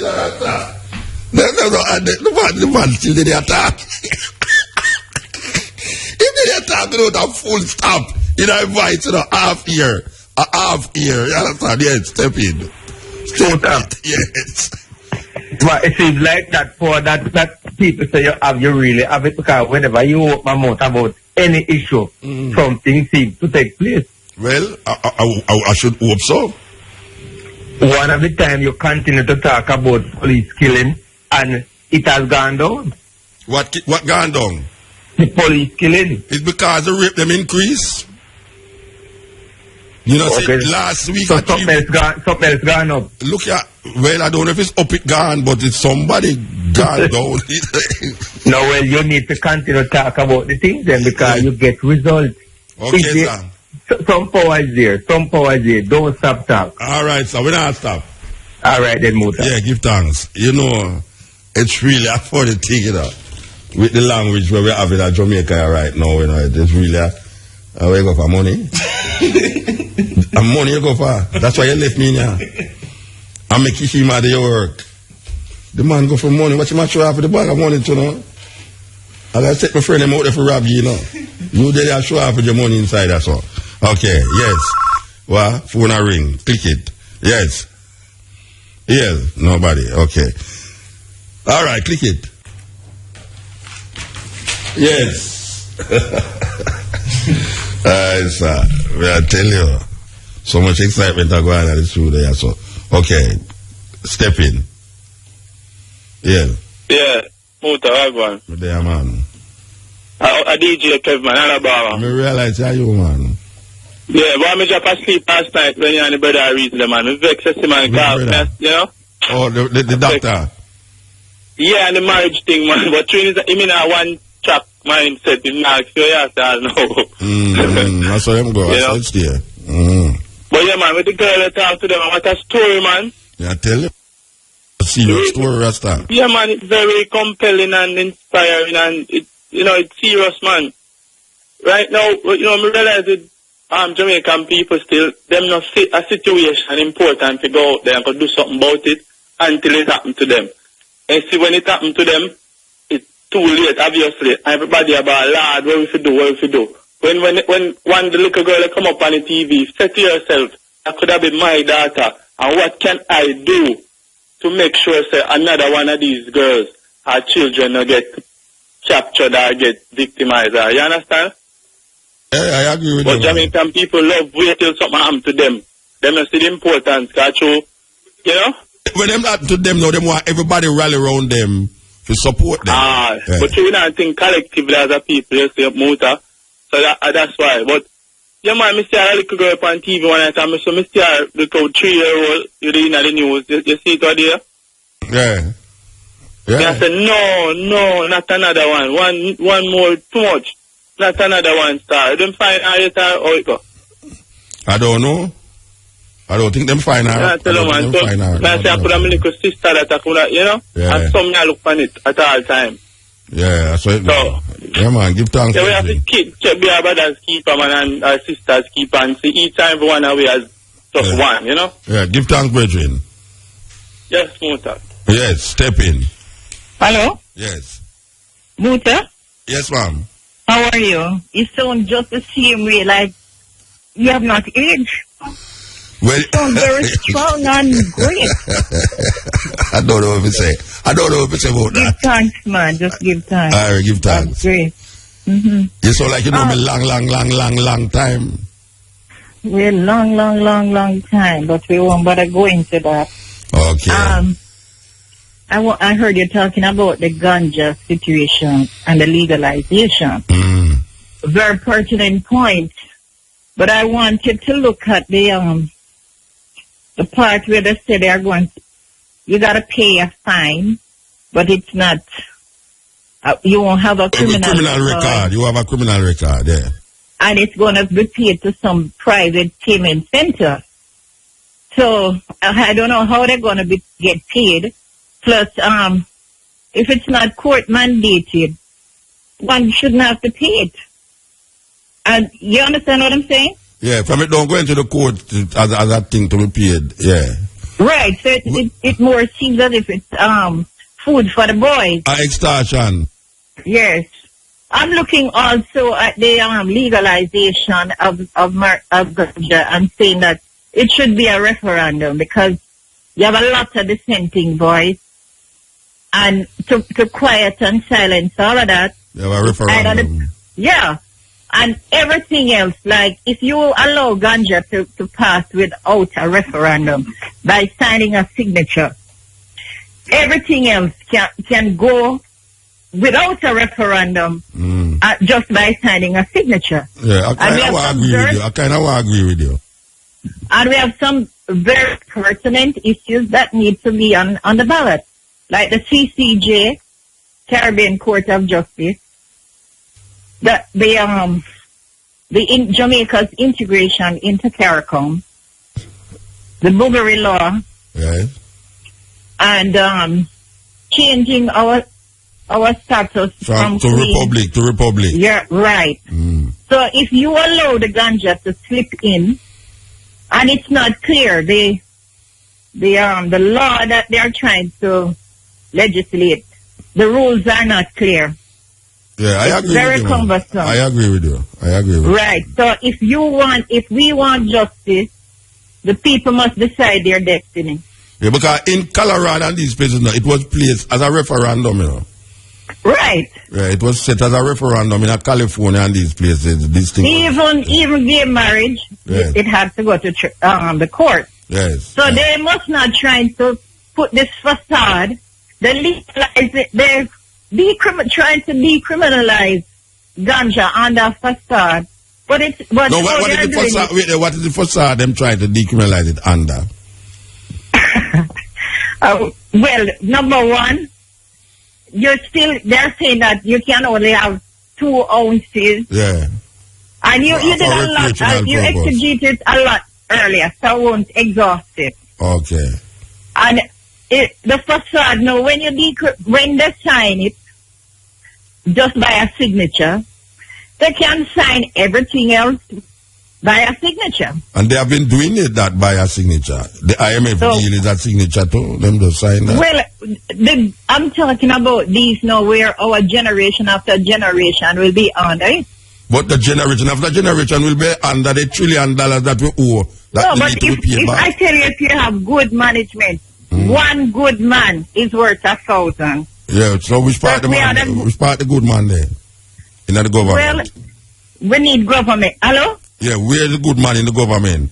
I can't say, but I'm saying, if they open the process, the electoral process, we understand and that, the constitutional reform, new people will come in, but you cannot throw new wine in old All water. right, we have to go for the catch pot. Take business. care, If one you want love. to call back again, yes. Yeah, it's 5 o'clock. Listen up, top draw dollars, pick 2, pick 3, pick 4, catch pot, drive time, draws up next. You must believe me.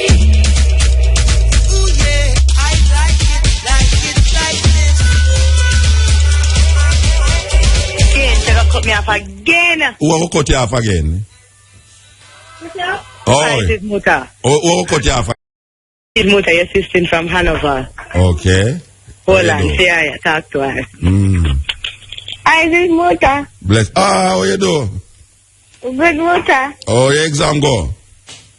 Was great, Muta. It was great. Yes, Muta. So you got high school or what? How it go? Me gone to high school. You got A?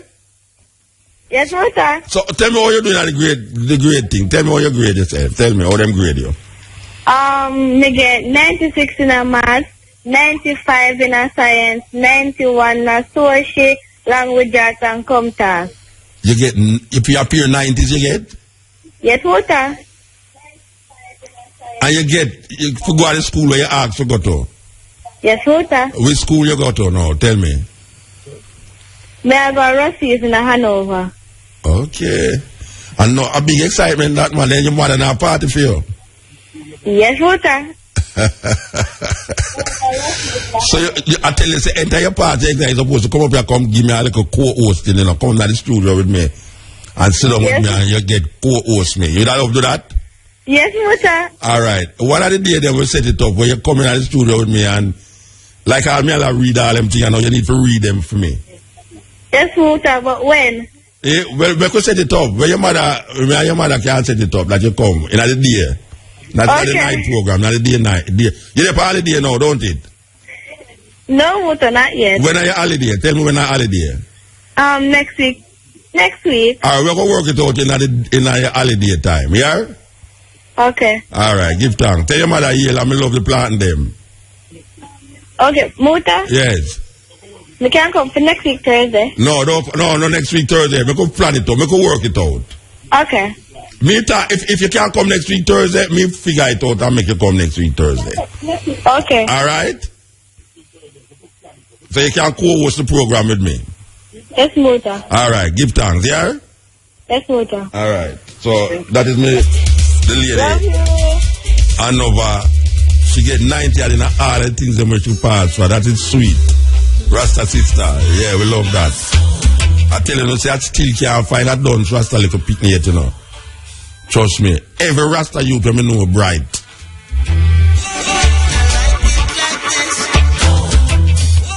Yeah, step in. Muta. Yes, blessed.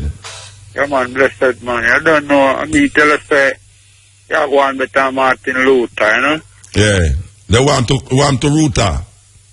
Ruta, you don't know, so we have to big up Ruta, you know, because, you know, the Ruta motivate Muta. Okay, Ruta shoot Uta. Yeah, man, we like the name. We not even like the person like how we like the name. Ruta. Ruta, yeah, man, a big name, isn't it? All right. So Ruta, Muta, and what you say? I tell you that Ruta and Martin Luther. So you know play flute, huh? No, I'm not to drink fruit, you know. Okay, a flute, me talk about, anyway, go and talk, what you say? Yeah, I say we have to give thanks still to know, say, we really made it. I have to say me and the eye still, because I remember when cutting edge, I grew as a little boy, and I look fight and rare them program that we get down. We still have to give thanks to the Steppn razor to motivate the cutting edge, you know? Yeah, give thanks, yeah, man, because, Muta, I know that you don't know, you know, say, I know, say, you don't know, say, it was you versus dear pastor in your time, you know. When you were dear pastor, you mean in the night? Yeah, in the night. Yeah. But most likely, when time we are going to listen to the program, because it was 10 to 10, you know, dear pastor 10, Muta 10. We draft the Muta, most you draft the dear pastor. But me directly, Muta, I couldn't listen to your pastor because you know make me move fast. You know make me move. Well, most people that listen to Muta, most people that, according to what them say, most people that listen to Muta. Muta. Yeah. You know, so there is no radio man on this land. I mean, I look at you to grow. I never hear about it. Just the amount of criticize where you get. Yeah, me know that. And you made it. Me have to tell you, Muta, because me listening, you know, really listening. You know, are the truth, you talker. Yeah, I truth, yeah, man. Me I tell you because me an original listener, you know, like Horace Mike, original man, say, the sport program there, you know. Okay. Yeah, one of them, man, there. So what is there? So what is it? You just bounce IRFM ta all the while ta. What is that? You just bounce IRFM continuously. You know, come out. You dial top on IRFM ta. Muta, let me tell you, me a promoter for IRA. You're promoter. Huh? You're promoter. Oh, for IRA. Not for IRA from my year program. Oh, you run Universal. You him call himself Mr. Universe. No. Well, Mr. Universe now, he might listen to IRFM after me I listen. Okay. Most people are listening to IRFM through after Muta. Through Muta is on a day program. Okay, sir. Yeah, I know some enough people know you. We are listening and we are tape your program and give us some. From in the 90s, Right now, me can't tell you something where you're not even members of your Steppn area. You want to tell me half here? Tell me half here now. No, I'm not have to tell you, no. I'm not have to tell you. Because we're going to move, thanks to your program and... Yeah, man, give thanks. We appreciate it. We appreciate the listening from so much years until now. We appreciate it. Give thanks. Yeah, man. Yes. That was one of my listeners. Yes. Where were they so? Were they so? Okay. Yes, Steppn. Yeah. Somebody else to them radio and all to them phone. Yeah. Steppn. Hi. Yeah, man. You listen to your radio, brethren. Your TV. You listen to your TV. Hey, may wonder you say, who control up the latter thing? The government or private people? Which one of the latter? The one them where down a mobile or the one them on the television? All of them are running the country. The government run all of them. So all the money what they make, how come in help out the country and well, we could have said that with the IMF thing to all the pass them a pass the IMF, you know, sit help nothing. Everything I get worse. I know nobody has said them life better since 2 years since them have this IMF plan and since them are pass tests. I don't know how man a pass test continuously, like you can't see trickle down up to now. Maybe you have to go wait till this for them generation dead out, and then you say a new generation say, oh, it's because of what Peter Phillips did why we are now in this good position. Yeah, just a wonder, you know? All right. Yeah. All right, sir. Give thanks. I will if I wonder and I go on in Jamaica, and I believe you me, Steppn. Yeah. Yes, sir. Yes, sir. A man 10 cars can give history. I call out of Brooklyn. Hospital you there? No, not really. Oh, yeah, it sounds like you are preach. Only if a baby are crying. No, that's just one baby sister make them nice. Okay, all right, sir. Yeah, man, I want to tell you, say, I use no more I call and tell you, say, yo, my girlfriend not talk about 4 days straight. And I was cutting edge. And me cause it. Again, I saw him laugh out same time, you know. So, everybody have a history with Mutabaruka. So why you not talk 3 days straight? What? She want to go to bed and you want to turn up the radio loud? Not really, you know. You know, so sometimes man they misbehave and what. We have to just surrender and behave with ourselves. So she not talk to me for 3 days. Okay. And I mean make she talk to you. At the first we go to bed 6 o'clock in the evening and what. She come in about 8 o'clock and we are listening the cutting edge. Yes. I'll do you up. You know, see it. And just a something you was when them when JLP in a power and them bring in the spilled fertilizer. Yeah, all the fertilizer with yeah, and a man called and I say, yo, Ray, and you have to bring in this cut here, cut me. And you just cut him off. Yeah. And then they call and I say, Muta, how every time a man want to put a fire for you? Like, you just out him and you say, well, you can't fight fire with fire, you know. Yeah. So you know, so me do me out him and this one we just laugh out same time. And the two start talk again.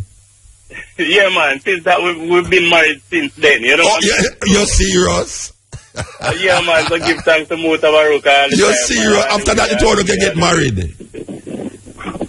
So, you have only Pakalas in Brooklyn, so we have to give thanks to that, you know? Alright, give thanks. A long time, you don't come up on them place there. Look like they don't like me in Brooklyn again, you know. Yeah, man, you be there, because what you go African years, so boy, you're in a place, and the mess. No, I didn't pass through New York, but then at the airport, me there for 6 hours. Yeah, so me come to the realization of all the while and realize, but wait, round for you, then me can't come there, so I have to just keep driving, because I need to come from work at the same time when you have to run, you know? Yeah, man. To Ruta, no run, Ruta. Sorry.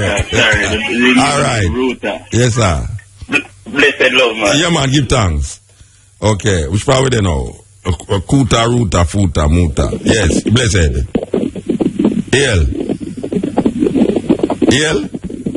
The man I don't want to talk. Pick it. Yeah, this is the Steppn Razor. We're there with you. Yes. Blessed. Hello. Yeah. Can you hear me? Yeah, I can hear you. All right. Good afternoon and good evening, Muta. I'm big up to the IRSM family. Give thanks. I'm a parent calling from St. Thomas, and I'm very concerned about the children and who actually represents the children in Jamaica apart from the parents. Because 2 weeks, it was almost 3 weeks ago at the St. Thomas Technical High School, a teacher beat up a student. And when the vice principal came to stop the fight, the teacher insisted on beating up the student. And the vice principal, turned to the kids and standing and said, "Oh, help me." And my son stepped in to help the vice principal get this teacher off of the child. And subsequent to that, the school and the star and the glean of them cover up the abuse of the teacher and the kid. And after he couldn't get to beat up the little boy anymore, he pitched my opinion hard in his chest. And my son said, "All right, sir, if I say you want to deal with it," and he went to his class. After that, the son seen with a 2 before boarding and hand, with 2 nails through the top of it. In think for the next student, the teacher looked for enough. In classmates room, come tell him, say, "You might look to kill you. You might look for you on the next class to kill you." The teacher this you talk about? Yes, the teacher. They must kill one of them. They must kill one of them. Yes. So what caused this? What caused this to happen? Tell me what caused this to happen. Well, I don't know if the mad kind here come and not get it done. No, wait, man. Wait, hold on.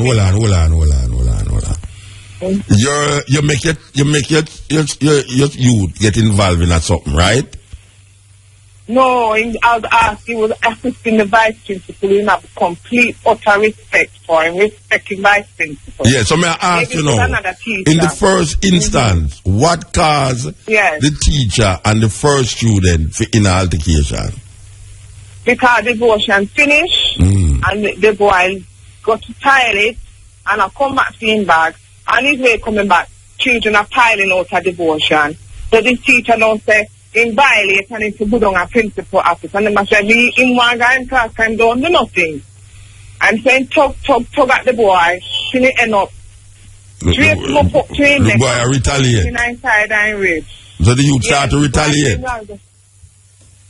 Yes, sir, I got in class. He said, "Sir, I got my class. I don't know. What did I do to go to the principal office?" "You violate. Go on the principal office." But sir, I got in the class, and he begins to walk off to in class. And next teacher come round and said to him, "Leave the boy alone. Let go of his bag and let him go to class." So, it violates. And I said, "When we do to violate, sir? You violate, you go down there and start to grab up the boy till he reach to grab up the boy's shirt." Yeah, so like a Dan one. And then he pitched the boy in his chest, in his side, and the boy just says, "Sir, what up to you? Come again in his boy's side. Come in his face." And the vice principal come round now, for a crowd come on his neck to come stop the fight.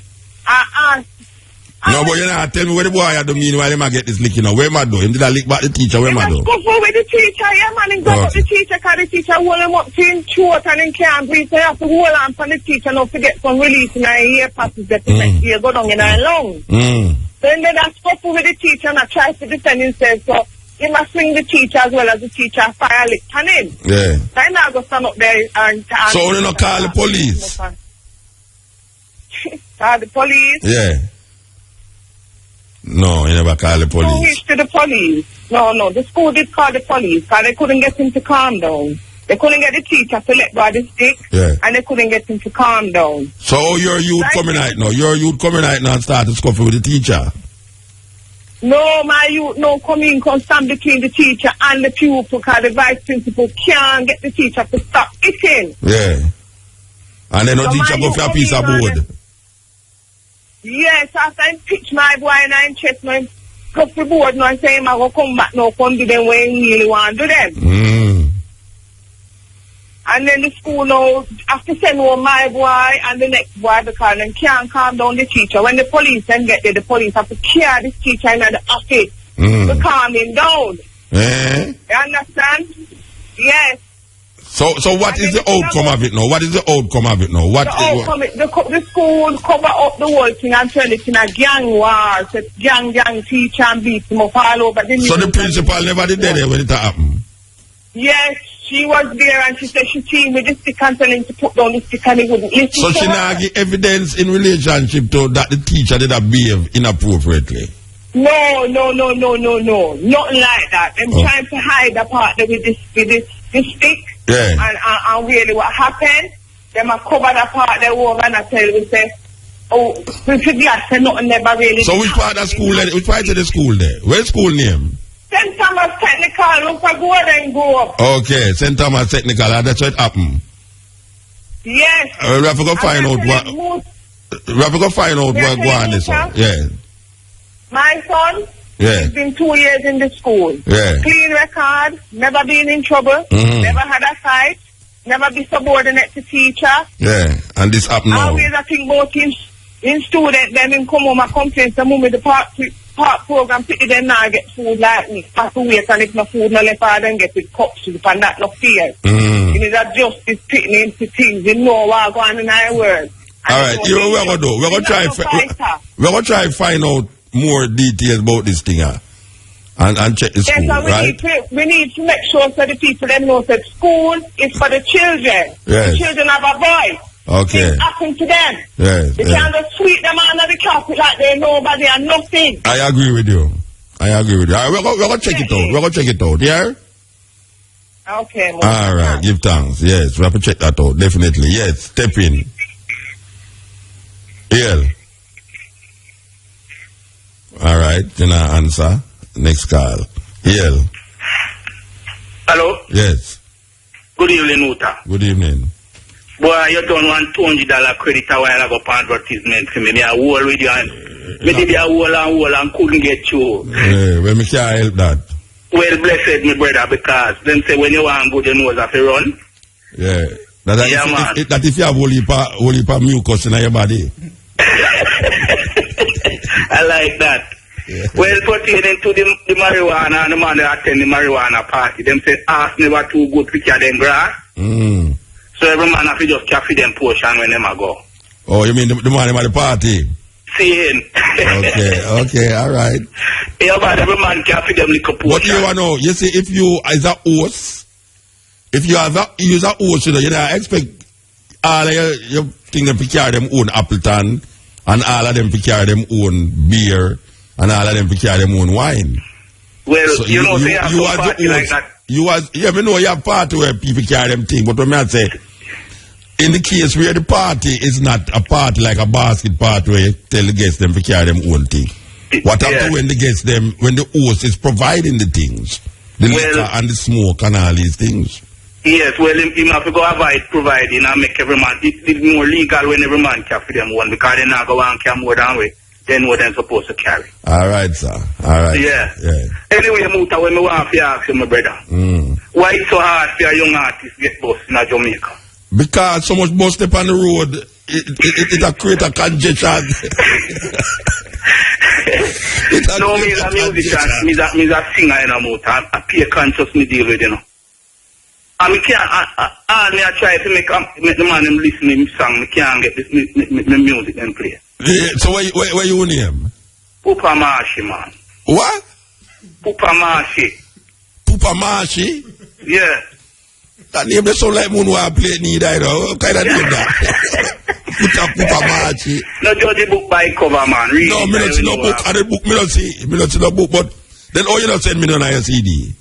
Because here, me know, I line up to carry them. Me not send me, I carry them come give you just. Then all you talk about you not hear, you think them pan read, you not send them. Yeah, me not get, listen, no, man, you then. Then over me one, you not get that means you're partial against me then. No, I'm not partial against your king. You want me to say king. You is a man that on the throne, you know, but you have a lot of prince and princess around you. Yeah. Alright, you want me to tell you to do. Bring 2, come give me. Send 2, come give me. Call artist Samantha, make Samantha collect them for me. When we reach again, tell your security, say, boy, Pupa Mashi are coming, because you know I'm... But me don't like that name they do. Change that name there, Pupa Mashi. No, man, I me a rock with so long. That sound like somebody where foot a bully for fussy on it. No, me not say, Pupa, me say... They know a Pupa, you say, that's the problem, you say, Pupa. Alright, yeah? Yeah, man, Muta, we are going to link you, yeah? Yeah, click it. Yeah, well, you look, my brethren, them, me hungry, yes. In what you call the raw food style, Bear Vibes who provide with the food them in the night. Me hungry, their marketplace. For those of you who's interested in good wholesome food, live food. And everyone you know Calabash restaurant in Ochia so.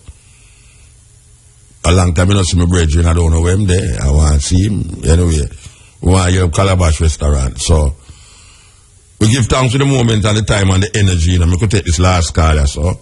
Yes, Ital. Muta. Yes, sir. Respect and manners, man. Blessed man. Yeah, man, Zimbabwe there. Yeah, but then at the farm, I go and listen and enjoy the program. Yeah, give thanks. I'm a turmeric farm. Okay, turmeric your plan. Yeah, man, it start off. Big market for that out there, no? Big market for that out there. Yeah, man, I write in I make like me the right and all listen you. Alright, so give thanks. Yeah, man, me I touch base to the brother say now, pay your CD. If you sing some song about plant, cocoa and dashing and yam, man, and you sell. Oh, you know what to sell? Production.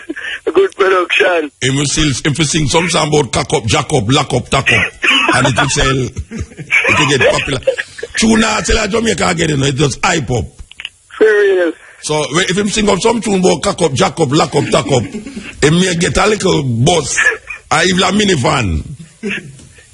But not in a stereotype. Eh? You know, I get nothing selling a stereotype. No.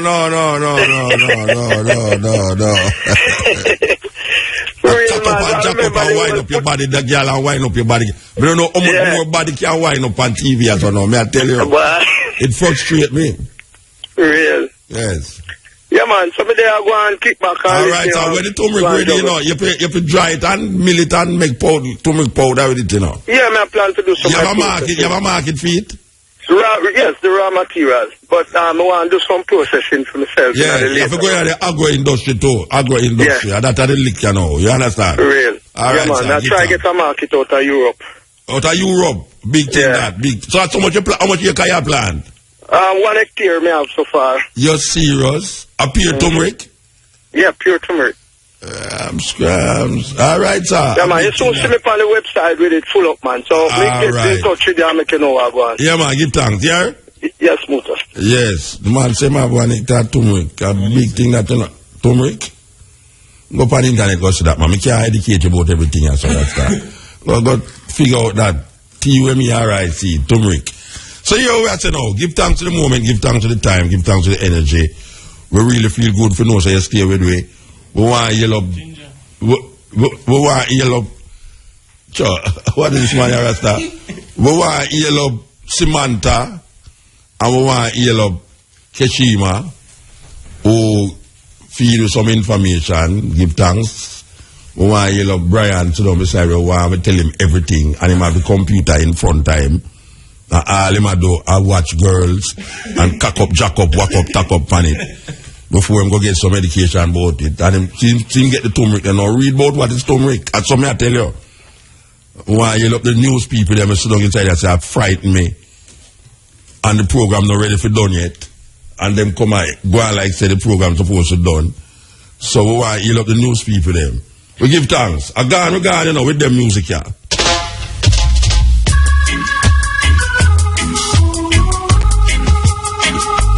Hey, you know, so we have to tell you about 5 are young this weekend, yeah, Sunday. A big things are going down there, yes. Kingston on the Edge, have its finale right down there, so we're supposed to start here from about 4 o'clock, yes, big thing. Partiality has no place in this judgment. You know the truths and rights.